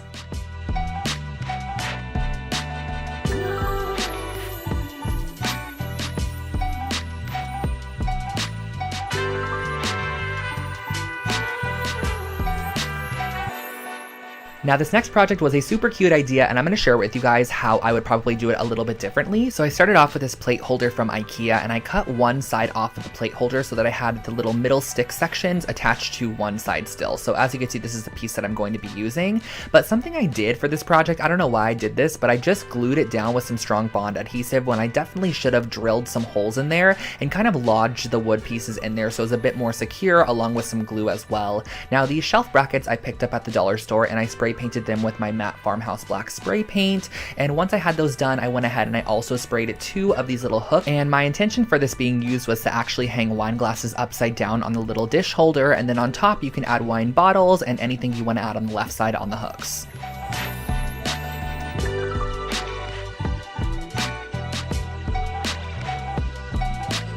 This is another project that I actually created a couple of years back, but it is still so cute. I wanted to share it with you guys once again. So I found this cotton-filled cording. It was a very weird kind of like cotton-filled fiber mesh strand. I don't exactly know what it was, but it made for a perfect base for any coaster. So I kind of spiraled it up into these coaster shapes, and then I wanted to add a little bit of detail with a needle and thread. So I grabbed these tiny little copper seed beads and I strung them on my needle and thread, kind of just transferring them down and actually gluing them in the divot of our spiral. So I just glued these all the way around in our spiral. This was inspired by an Anthropologie coaster set that I had seen that cost over $100. I wanted to recreate my own, and that's exactly what I did. For our next project, I started off with this 14-inch round wood mirror, and I'm going to use my chipboard here, and I'm going to be cutting it down to be 12 inches wide, and I actually ended up having to add 2 more inches since it is 14 inches and about 6 inches tall. So I glued and adhered together 2 pieces of chipboard and just added a little bit of additional glue on the back side to make sure it was nice and secured. But essentially this is actually going to be fully wrapped in this yarn material, so there is no reason for it to be like extra strong or anything, as it will be glued down to the mirror once it is done. So all I did for this next process was just literally wrapped the entire piece in this burgundy toned yarn, and I went ahead and I set aside our yarn section, and I grabbed this gold washi tape from my stash, and I'm going to be wrapping this around the entire exterior of the mirror on the front side to almost make it look like there's a welded gold frame on the outside of this mirror. It just adds a little bit more detail in my opinion, so I added that on, and then towards the bottom half I didn't add it because I knew that I was going to be covering it with our little yarn wrapped section here. So that is exactly what I did. I placed down our little yarn wrap section, and then I also went in and added this little wood strip which I had in my stash onto the top there. So I cut that off and I adhered it down with some Fabri-Tac adhesive, coated it in that same exact gold finish tape, and then glued it right at the top there, and that finished off our little wall mirror. You can add a hook on the back side if you want to hang it up, just like I did with a little bit of macrame cord, and that finished off this project.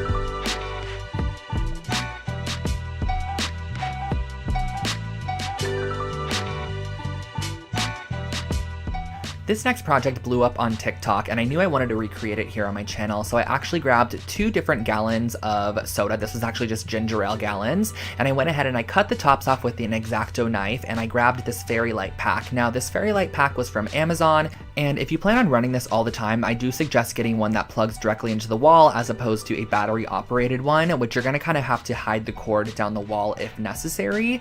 So what I ended up doing was just using the battery-powered one. I'm just gonna use this on more special occasions.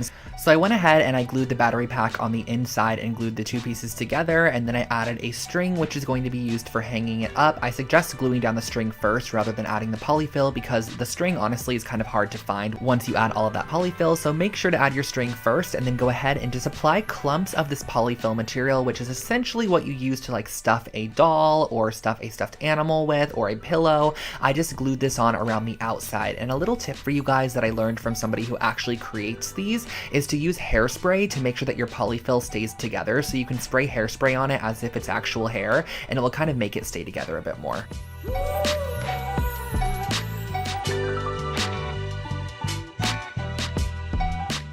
This is a really cute way how to make your very own Polaroid magnets for your fridge or any surface that you can add magnets to. So the first thing that I did was I actually went into my Photoshop application and I found a Polaroid image on Google, and I just duplicated it 8 times, and then I went to Pinterest and found a couple of images and just screenshot them into square shapes, just images that I personally liked. And I also did one of myself just to show you guys the different variations you can go for. I popped the images on the inside of each of the Polaroids there, and I printed it out as shown. And next what you're going to want to do is just cut them out using an X-Acto knife. So I just cut around all of the edges, making sure that each of my little Polaroids was its own image, and just kind of making sure to cleanly cut each of the Polaroid pieces, because we are going to be adding these onto a foam sheet next, which is kind of going to elevate them and just make them a bit more substantial. So I went ahead and I cut down different foam squares for each of our little magnets, and I glued on top of it our printed out piece of paper, and that really finishes off the base of our magnet. Super simple and very, very easy.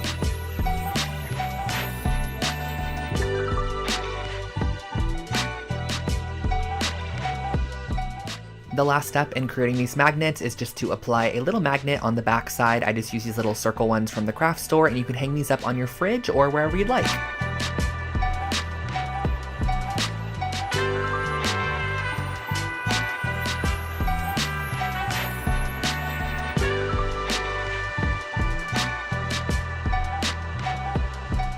Here is another anthropology-inspired project that I saw online. It was about $60 to $100 per piece, so I picked up this woven placemat at Target for just under $5 and used a little bit of macrame cord, and I cut them into 6-inch strips and used a crochet hook to weave them on the outside of the entire ring of this placemat. This is just a very repetitive process of looping through our macrame cording around the entire exterior of this piece, trimming it once you're completely done, and then what you're going to actually do is unravel the entire strand of macrame cording. It's kind of like a rope, so it is pretty easy to go in there and kind of unravel it a little bit, and then you get the individual fibers, which I used a little pair of tweezers to just kind of brush out. And once you're completely done with that, you can again spray some hairspray on these if you want them to stand up a little bit more straight, add a loop on the back side to hang it on the wall, and that finishes off this wall decor.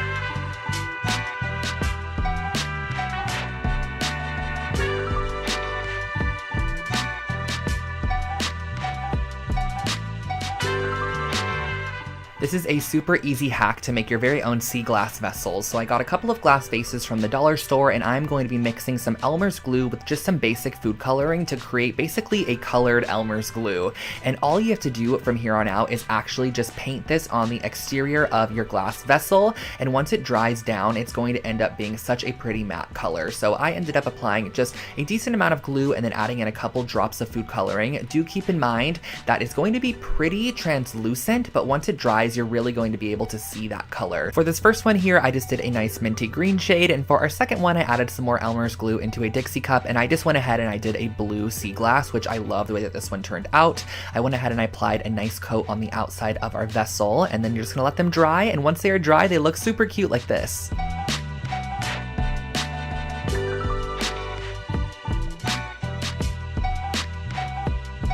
Back with another IKEA hacks, I'm going to be using this basket, which is the Snidad basket from IKEA, and I'm going to also be using the Hema light cord. So the additional supplies are just a wire cutter and some hemp cord. So the first thing I wanted to do on this basket was actually remove the handles because I want to turn it into a pendant light as opposed to a basket. So I just cut off these little raffia strands on the side there, pulled out the handle, which was just kind of nail gunned in. And once you have both of those handles removed, we're going to be flipping it over so that way we can create an opening on the bottom for our light cord. So I just went ahead and I actually cut diagonal across from each other out some of those little sections. So I went ahead and I cut this one out, I cut a little bit higher than that, and then directly across from that I did the same exact method of cutting them out. So I had two open holes here that I was then able to string my light cord through and kind of tie it onto that middle intersection and allow my light to hang in the middle and also me hang it from the ceiling there. So I just dropped through my light cord, wrapped it around, tied it on the inside there, as you can see, in just a simple little knot, and then I strung it back out the top. That way I was able to hang it up. Just insert your light bulb and that finishes off this pendant light.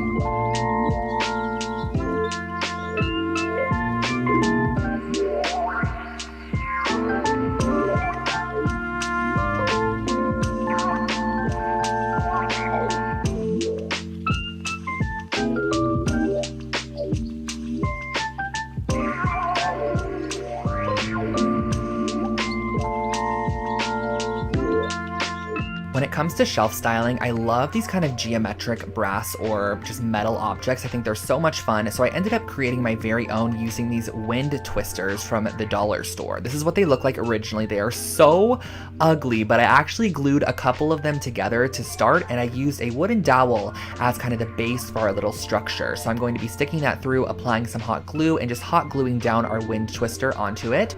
But do not worry, we are not going to be leaving this rainbow. We're actually going to transfer it outside and spray the entire thing with a brass or whatever color spray paint you want to put on there. I ended up opting for brass just because I feel like it gave it a very kind of unique and cohesive look. And then of course we needed to create a base for our sculpture. So I got this little wood cube at Michael's, and I'm going to be covering it with some marble contact paper just to make it look a little bit more luxury and high end. And I just kind of did this how you would a present. I just cut off different edges and made sure it was nice and flush. Created another one, just a matte black box, to give you guys options so you can kind of see what it would look like. And once I had both of my box pedestal bases, I just drilled a hole down the center of them, which I could then go in and apply the stick with a little bit of hot glue so that our sculptures can stand up. So I piped in a decent amount of hot glue, pressed my stick on the inside, just made sure it was standing upright, and do not worry about this at all. It is super lightweight, so it's not going to topple over, and that finishes off our brass sculptural objects.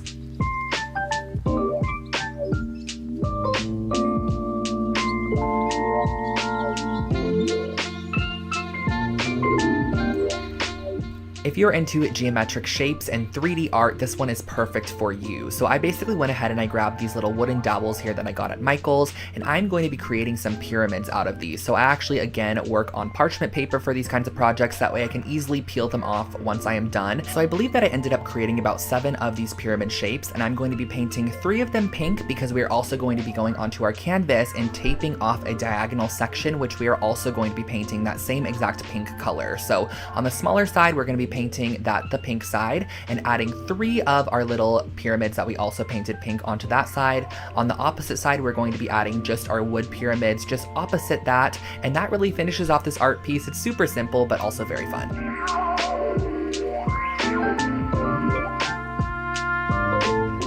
When the moon mirror became popular on TikTok, one of the most requested projects I created was this moon mirror. So I figured I'd go out and grab a circular shaped mirror, some joint compound, and get to work. So basically for this project, what you're going to want to do is kind of map out where you want your moon shape to be on the right side of your mirror there, and spread a decently thick amount of joint compound on that section. I probably did a 1/4 inch, but you can vary it and make it thicker in some sections. I believe that also gives it a little bit more texture. And next, what you could see me doing is actually going in with a sea sponge, and I'm going to go ahead and just create some some nice texture throughout the area. And lastly, you're going to want to go in with a squirt bottle and just spray vigorously in spots to create craters in your moon. I used some paper towels to just absorb any excess water and went back in with my spatula just to smooth out some sections and add some more joint compound to other sections to kind of create an elevated look. You're going to want to let this dry overnight, and as the joint compound dries, it actually cracks a little bit, which I think gives even more texture and dimension to the moon shape. So what I'm going to be doing next is mixing up a little bit of brown acrylic paint with some white to create kind of an off-whitish color, which I'm going to go ahead and paint my entire moon shape with just to give it a full coat of one solid color. And then I'm also going back in with a little bit of diluted brown and just some other whites and spray paints, whatever I want to add in here just to kind of add texture, and that finishes off your moon mirror.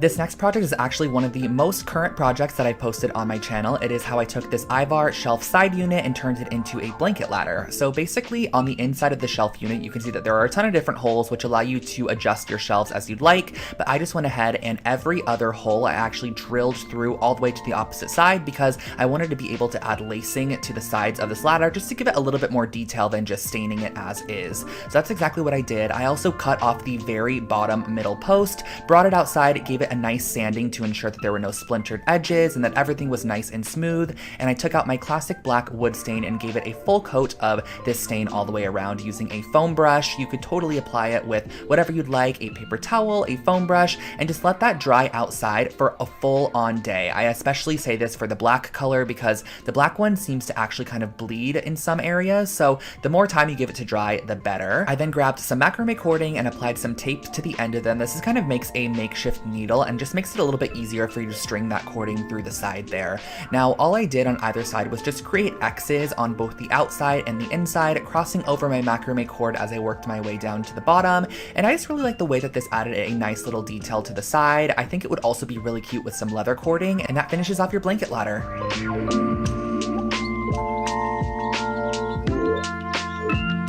For our next project, we are jumping into something a little bit more intermediate when it comes to macrame. I know some of the earlier projects were a bit more simple, but what I'm going to start off by doing is just cutting some long strands, 6-foot strands, and you're going to need 8 of them. I then went ahead and tied all 8 strands into a knot, and this is going to be our very bottom section, so I suggest that you kind of separate them in sections of 2 and create a plus sign with your macrame cord. Now, what you're going to start off by doing is creating a sequence of square knots once again, which is just right over left and then left over right. That's how you create a simple square knot, and I just made these probably about 2 inches from our base section. So we kind of have this little flower shape. Then grabbing neighboring strands, you're going to do the same exact thing, creating a square knot with 2 neighboring strands about the same distance that you created with your first ones from the center knot, and just make sure that they're as even as possible. This will just make your macrame look a lot better in the end. I placed my bowl on top to get an idea of how much more I would need to macrame upwards, and for this next section, I probably went up about 6 inches and created another square knot here. So as you can see, applying my next round of square knots, and then we're going to be doing a little bit of macrame, which is basically just constant right over left, left over right to create these little sections, and that finishes off your macrame planter.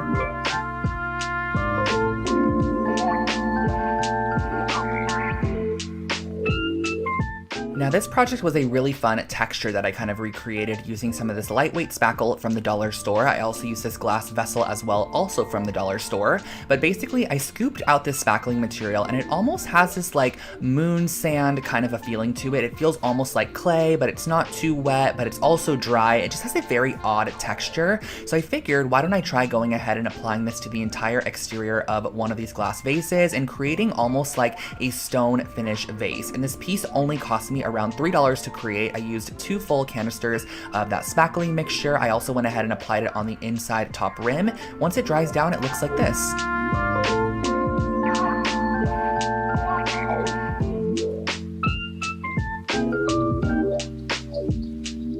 Tiled furniture has been super popular across TikTok and social media lately, but I wanted to downsize it for people that maybe are a little bit intimidated to create their own furniture piece, so we are going to be creating some tile coasters. I got these 2x2 square tiles from a shop in Los Angeles called Floor & Decor, and I cut them out into 2x2 sections to create a small little coaster, and I went ahead and adhered them to a piece of corkboard just because I felt like the cork would be a nice material to kind of sit on top of any tabletop, and the tile will not scratch it. So I adhered those down first on all of my coasters, and went ahead and make sure that they were nicely attached, and then cut them out using an X-Acto knife or a pair of scissors.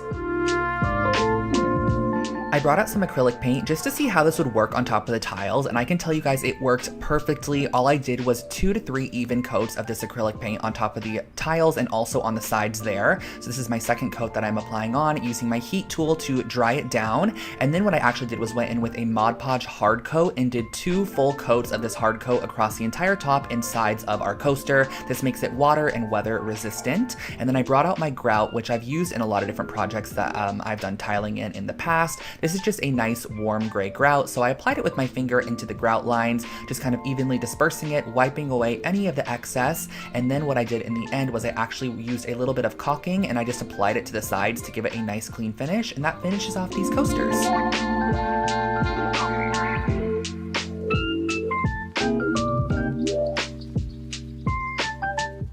Now here is another project using joint compound. I'm going to be using a canvas and also a spatula and a couple of acrylic paints. So essentially we are going to be mixing up, and I think this is such an aesthetically pleasing project. It just is so nice to watch it be done. I mixed up some paint with some joint compound to create a very thick kind of essentially paint that I then went ahead and spatulaed onto a canvas. So I kind of wanted to do a variation of colors. There was no rhyme or reason to this, but I think it would be really cute if you had an accent color in your space to do like an ombre.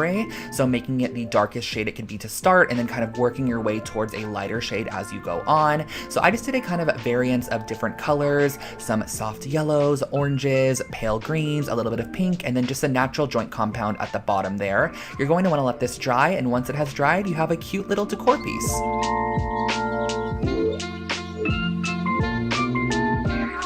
I think this next project is one of my favorite pillow DIYs that I've done on this channel. I think it just turned out so cute. I basically ended up using some of this wool roving yarn and cutting them into 3 strip sections because I'm going to be ending up braiding them and turning them into little pieces that we're going to be decorating on top of the pillow. So I started off by tying a knot and leaving just a little bit of a tail on there because we're actually going to be using that as a tassel in the future. And I'm just going ahead and doing a simple braid down this entire section here. Now you're going to need 6 pieces that are 14 inches braided length, and then you're going to need 2 sections that are 4-foot braided length. So once you have all of your strands created here, you're going to go ahead and start decorating your pillow. I'm going to be using Fabri-Tac adhesive, which is a fabric glue that works really great, and kind of following this pillow that I found on Wayfair, but it was $120, and I was like, we can easily create this for way less. I think this project ended up costing around $15 to create, and I used my Fabri-Tac to adhere down my little strips along the front of the pillow. Once I reached the end as well, I went ahead and I just tied them in a knot. That way I kind of had a little bit of a tassel hanging off the side of the pillow.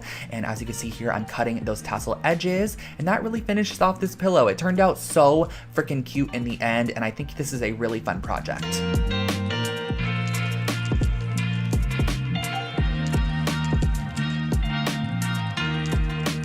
Here is a super simple DIY for a really cute kind of photo holder or Polaroid holder. All I did was I grabbed some white and black clay that I'm going to be using to create the little holders themselves. So I started off by just working the clay in my hands, making it a little bit warm and kind of forming it into a pyramid shape using some dental floss to create a line down the center. That little dental floss line that we created is going to be able to hold your photo. You can kind of slip it in that line once it is baked. I also went ahead and used some black clay because I wanted to create almost a marbled looking one. So I mixed together a little bit of black, or I guess a lot of black, and a little bit of white to create more of a black based marble pattern. So I twisted it up, kind of molded it into the shape that I wanted it to be in, used my dental floss to again cut a line and just create the nice edges on that pyramid shape there. Popped them on a cookie sheet and just baked them in the oven for about 20 minutes, I would say.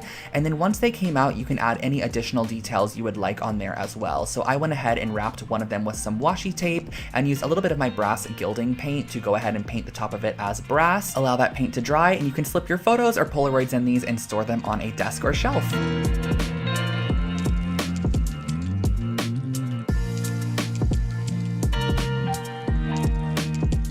This next project is a shell trinket tray with a little bit of an artistic touch. So I basically went ahead and found these large shells on Amazon, and I'm going to be using the inverse of the shell to create some small trinket trays. On this first one, I'm using some black acrylic paint just to almost create like a Dalmatian spotted abstract pattern. On the second one that I'm doing here, this one's going to be a little bit more funky. I'm kind of following a retro modern pattern and using some pastel tones to map out the pattern on the inside. I'm just doing some horseshoe shapes, kind of some fish shapes, some rings, some lines, some clouds, whatever you have, you can just create them as you would like to. I also went ahead and kind of created this pink ombre shell, and then you're going to want to seal the entire piece, that way it's nice and finished off. So I'm using the same Mod Podge hard coat I used on those tile coasters, going in and just painting the hard coat on the top. I suggest doing 2 full coats of this. Once you have it dried down, you have your finished off little shell trinket trays.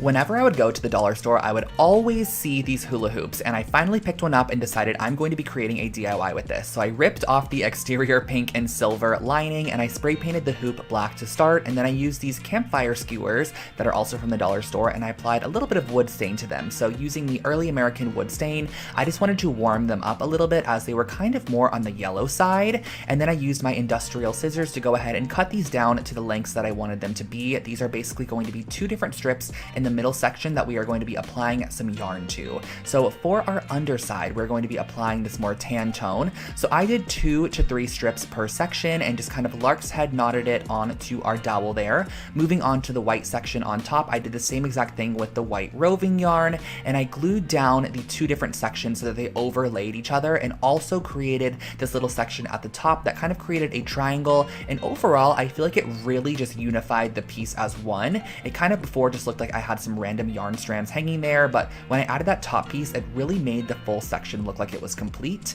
I used a little bit of tape and a steamer to go ahead and steam my strands and cut them into a nice blunt cut, and that finished off our wall decor.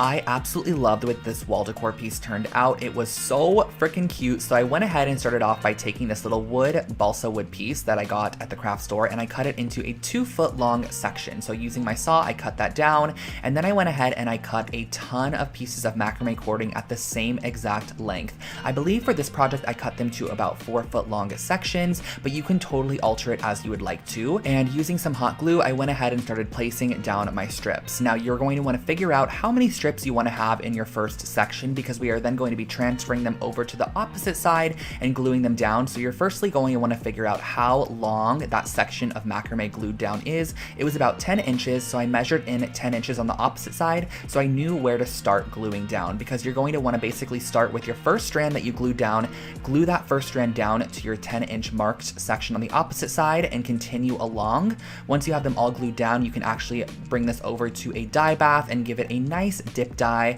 So I started off with a light color, kind of dipping it all the way in, adding a bit more dye, dipping it partial way in, adding a little bit more dye, and then dipping it a little bit of the way in. And then once you are fully finished with this piece, you can let it dry, and that finishes off your ombre macrame wall decor.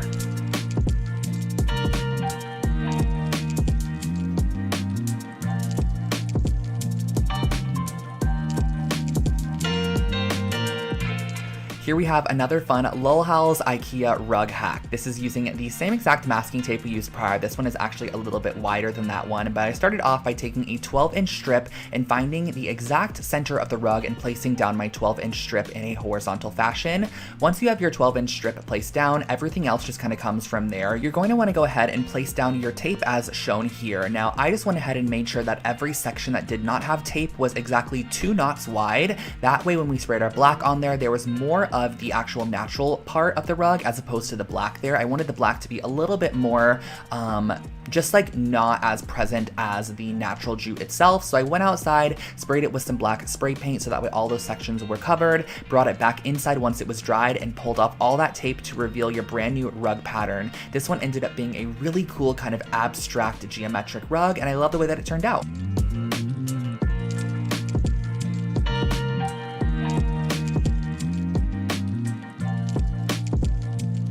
This was actually a project that I created out of need for this specific piece. I really wanted a cement tissue box holder, so I decided why don't I go ahead and create my own. So I went ahead and I mixed Mod Podge with cement mix. So my reasoning behind this was I felt like if I was just go ahead and mix up the concrete as you normally would with some water, it would probably just fall right off the exterior of our tissue box holder. So I went ahead and I mixed it up with Mod Podge to kind of create more of a pasty glue material, which I was then able to brush on top of this raw wood box, which I found at Michael's craft store. So I went ahead and I started by painting a generous coat of our cement paint on the outside here. I think this is a really great technique too, because you can really give anything a nice cement coat finish, like whether it be a table lamp or something thrifted, you can actually give it a pretty decent cement coat with some Mod Podge and some cement powder. Just let it dry and you're good to go.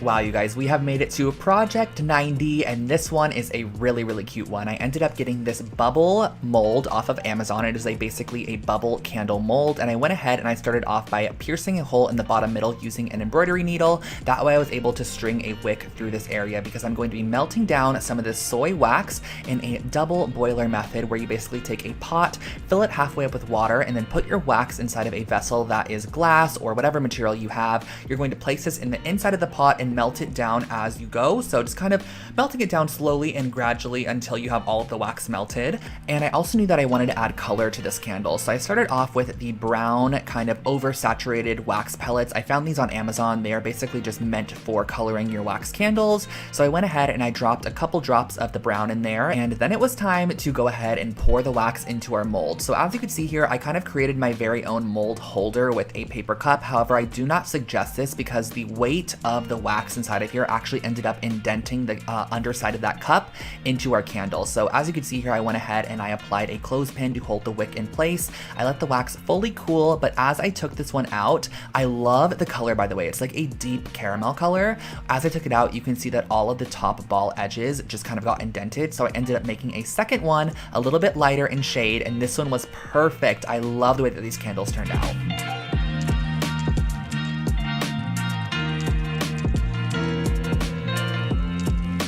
This next project is one that you might not believe is a dollar store based project, but it really is. I got this outdoor wooden picket fence from the dollar store. It was $1.99, and then I went ahead and I used my jigsaw to cut off all of the kind of pieces that were sticking off of the middle section, so you're ending up with a piece that looks like this. I then went ahead and grabbed some sandpaper just to sand down any of those cut edges to ensure they were nice and smooth, and I brought out once again my classic black Varathane wood stain to give this an entire coat of this classic black stain. Now the thing I liked about this piece in particular is I think it had a finish on it, so it kind of didn't soak in some of the stain, but it allowed you to see some of that wood grain a little bit better, which I loved. So I soaked this piece of raffia cane material in water for about 20 minutes, and then I cut it down to the width of our piece. I'm going to be stapling this to the back side so that you can actually see that woven cane through the little openings on the front side. So using a staple gun, I stapled all the way across the bottom there. I then pulled it taut and stapled across the sides and across all the little middle posts as well.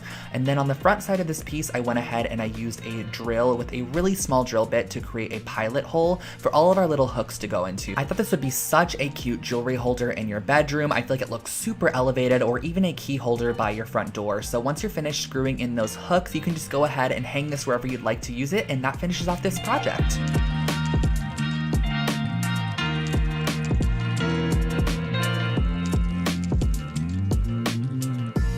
This is a really fun kind of artistic, artsy hack on upcycling old prints that you might not like anymore, or old art in general. This is also a great way to take thrifted art and just make it look so much more interesting. So what I actually did was taking the entire art piece in the frame itself, I went ahead and I taped off a diagonal section and then taped off any area that I didn't want my spray paint to hit.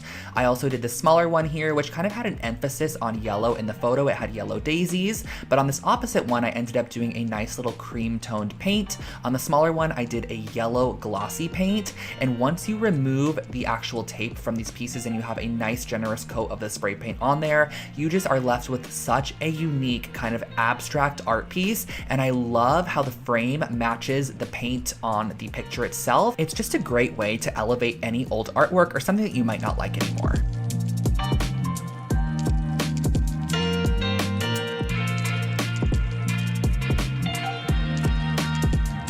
For our next project, I'm going to share with you guys how to make some really cute cement or concrete planters. So I started off with some of this cement mix. Now this is not the cement mix I currently use. This one has so many large rocks in it. I actually suggest getting the pre-sifted cement mix that comes in the tub from Lowe's or Home Depot. And what I ended up doing was just mixing this with water and turning it into the consistency that I want it to be, and then pouring it into a foam cup, which is going to be the mold for our planter. Now pressing inside of that foam cup, I am applying a little kind of solo shot glass, which you're going to want to weigh down with a couple of rocks or heavy stones. That way it sits in the middle of your cup and allows it to dry, and this is going to be the mold base for your piece. So once it has fully dried, you could remove that inner solo cup. You have your little place that you're now going to put your plant inside of, and you can also cut away the foam cup from the exterior. I can definitely say that foam cups really create a beautiful mold for any project. It's very, very smooth in the end, and I like the finish that it gives. So sanding that top rim just to kind of give it a finished off look. You could then go in with a little bit of paint to add a detail, or just leave it as is. So on the side here, I used my silver gilding paint, and I just painted the side of this silver, making sure I had a nice straight line with my tape. You can also do it horizontally or vertically, but once you have them all taped off, these are your finished concrete planters. If you're in need of a boho pendant light, I have you covered with this IKEA hack. I basically ended up using 2 of these wooden bowls that you could find in the kitchen section with a large hole drill bit, because we are going to be drilling through the exact center of both of these bowls, both the large one and the small bowl. And next what you're going to want to do is go ahead and start stringing some wooden beads onto a jute cord, or whatever cord that you have that kind of matches the color tone of your bowls there. So to get our pendant shape, I'm actually going to be gluing the bowls on the outsides together. So as you can see, it's kind of creating this almost very, I guess, light shape. I feel like this is a very kind of mod light shape. And around the center section where we added the glue, I'm going to be tying on our wooden beads. That's kind of going to add our boho element to this piece. Now for our light cord, I picked up a basic light cord from IKEA, and I ended up wrapping the entire cord with our jute rope. That way it just matched the aesthetic of our pendant light to start. You're going to go ahead and glue this directly down in the center, applying a generous amount of Gorilla Hot glue. You're just going to want something very industrial strength. That way you can press this down in the center. Now on the underside, you're going to want to also apply on this piece, which kind of just finishes it off and makes it look a little bit more finished. And then pop your bulb in and you are good to go.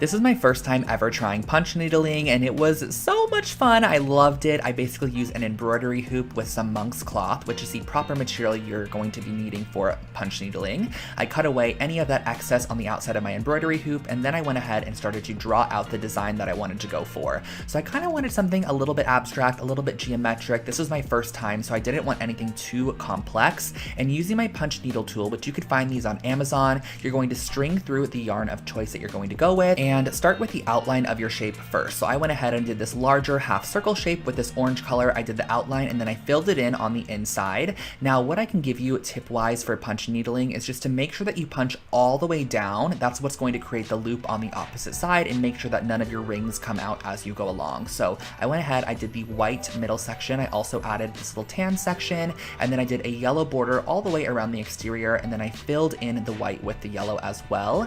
And then once you are finished off, you can cut away any of that excess monk's cloth on the back side, and that finishes off your wall decor piece.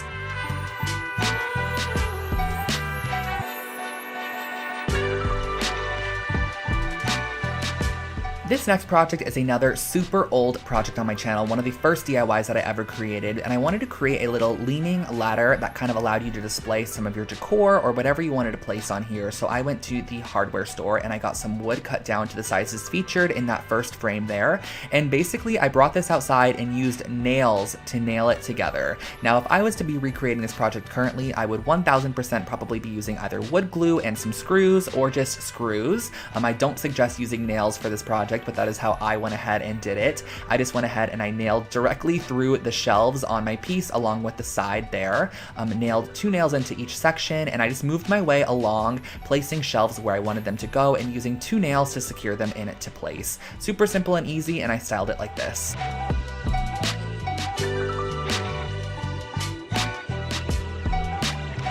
Neon signs are super funky and fun in home decor, however they can be pretty expensive if you need one custom made. So I wanted to share with you guys how to kind of create your very own makeshift neon sign, which I think would be a great Christmas gift for someone or birthday present or just piece for your own bedroom. So I started off with a large canvas and painted it the backing color that I wanted it to be. I just opted for this kind of corally pink color, and then I went ahead and got these LED strip lights, which are from Amazon. They are just basically string lights that are super malleable. You can use them however you would like to. So I punched a hole in the backside of my canvas and brought the string light out the front, and I was able to then go ahead and create the shape that I wanted to.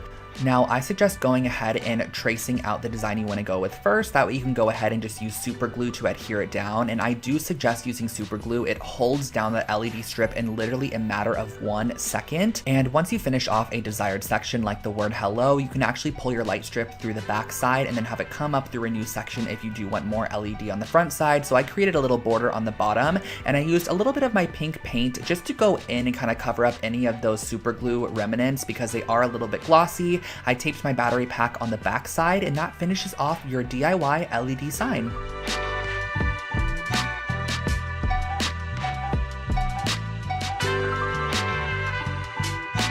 Here I have another fun dollar store project for you guys. So I found these little plant pots at the dollar store. They're basically just like the pots that would essentially be used when plants are first starting out. You kind of grow them in here and transfer them into soil. So I ripped them all apart, and I'm going to be boiling them down in some water. This literally looks like beef. If you guys watch the full tutorial of this project, I talk about how it looks identical to roast beef, and that is basically what it is. But we are going to be using a mixer here to mix it up in a bowl and break down all of our paper fibers, because what we're going to be doing is creating a paper mache bowl using some joint compound and some Elmer's glue. So mixing that into our material to start, which is basically our broken down paper fibers that is all heated up, we're going to want a nice mushy material. Next, you're going to want to go ahead and find some form of mold. So I found this large IKEA bowl. I used some oil on the exterior of it and also added some cling wrap on the outside as well. That way our piece would not stick in the end and it would just nicely come off. So scooping a large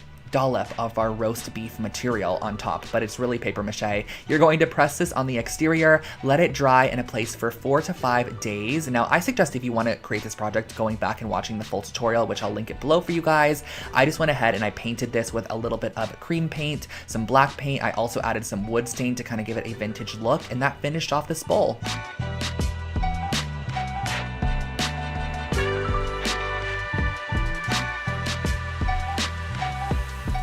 Project 99 is another oldie but goodie, you guys. I'm going to share with you how to create a cute little jewelry holder using some cement mix. So starting off, I'm mixing up my cement as I normally would with some water to create the consistency that I want to go for. I am then going to be pouring this about 3 inches deep into an oatmeal container. You can really use whatever you want for this project, but I found the oatmeal container worked perfectly. And as you can see, the next step is I'm going to be placing in a paper mache cone, which I'm going to press down into my cement mixture. That way, once it fully dries, it's kind of sealed on the inside of the cement and you can pull it away, and you're going to have your paper mache cone just stuck down in the middle there. Using a little bit of sandpaper, I went ahead and sanded down the edges to make sure that they were nice and clean. But this is how I created a really cute like bracelet or ring holder for your bedroom.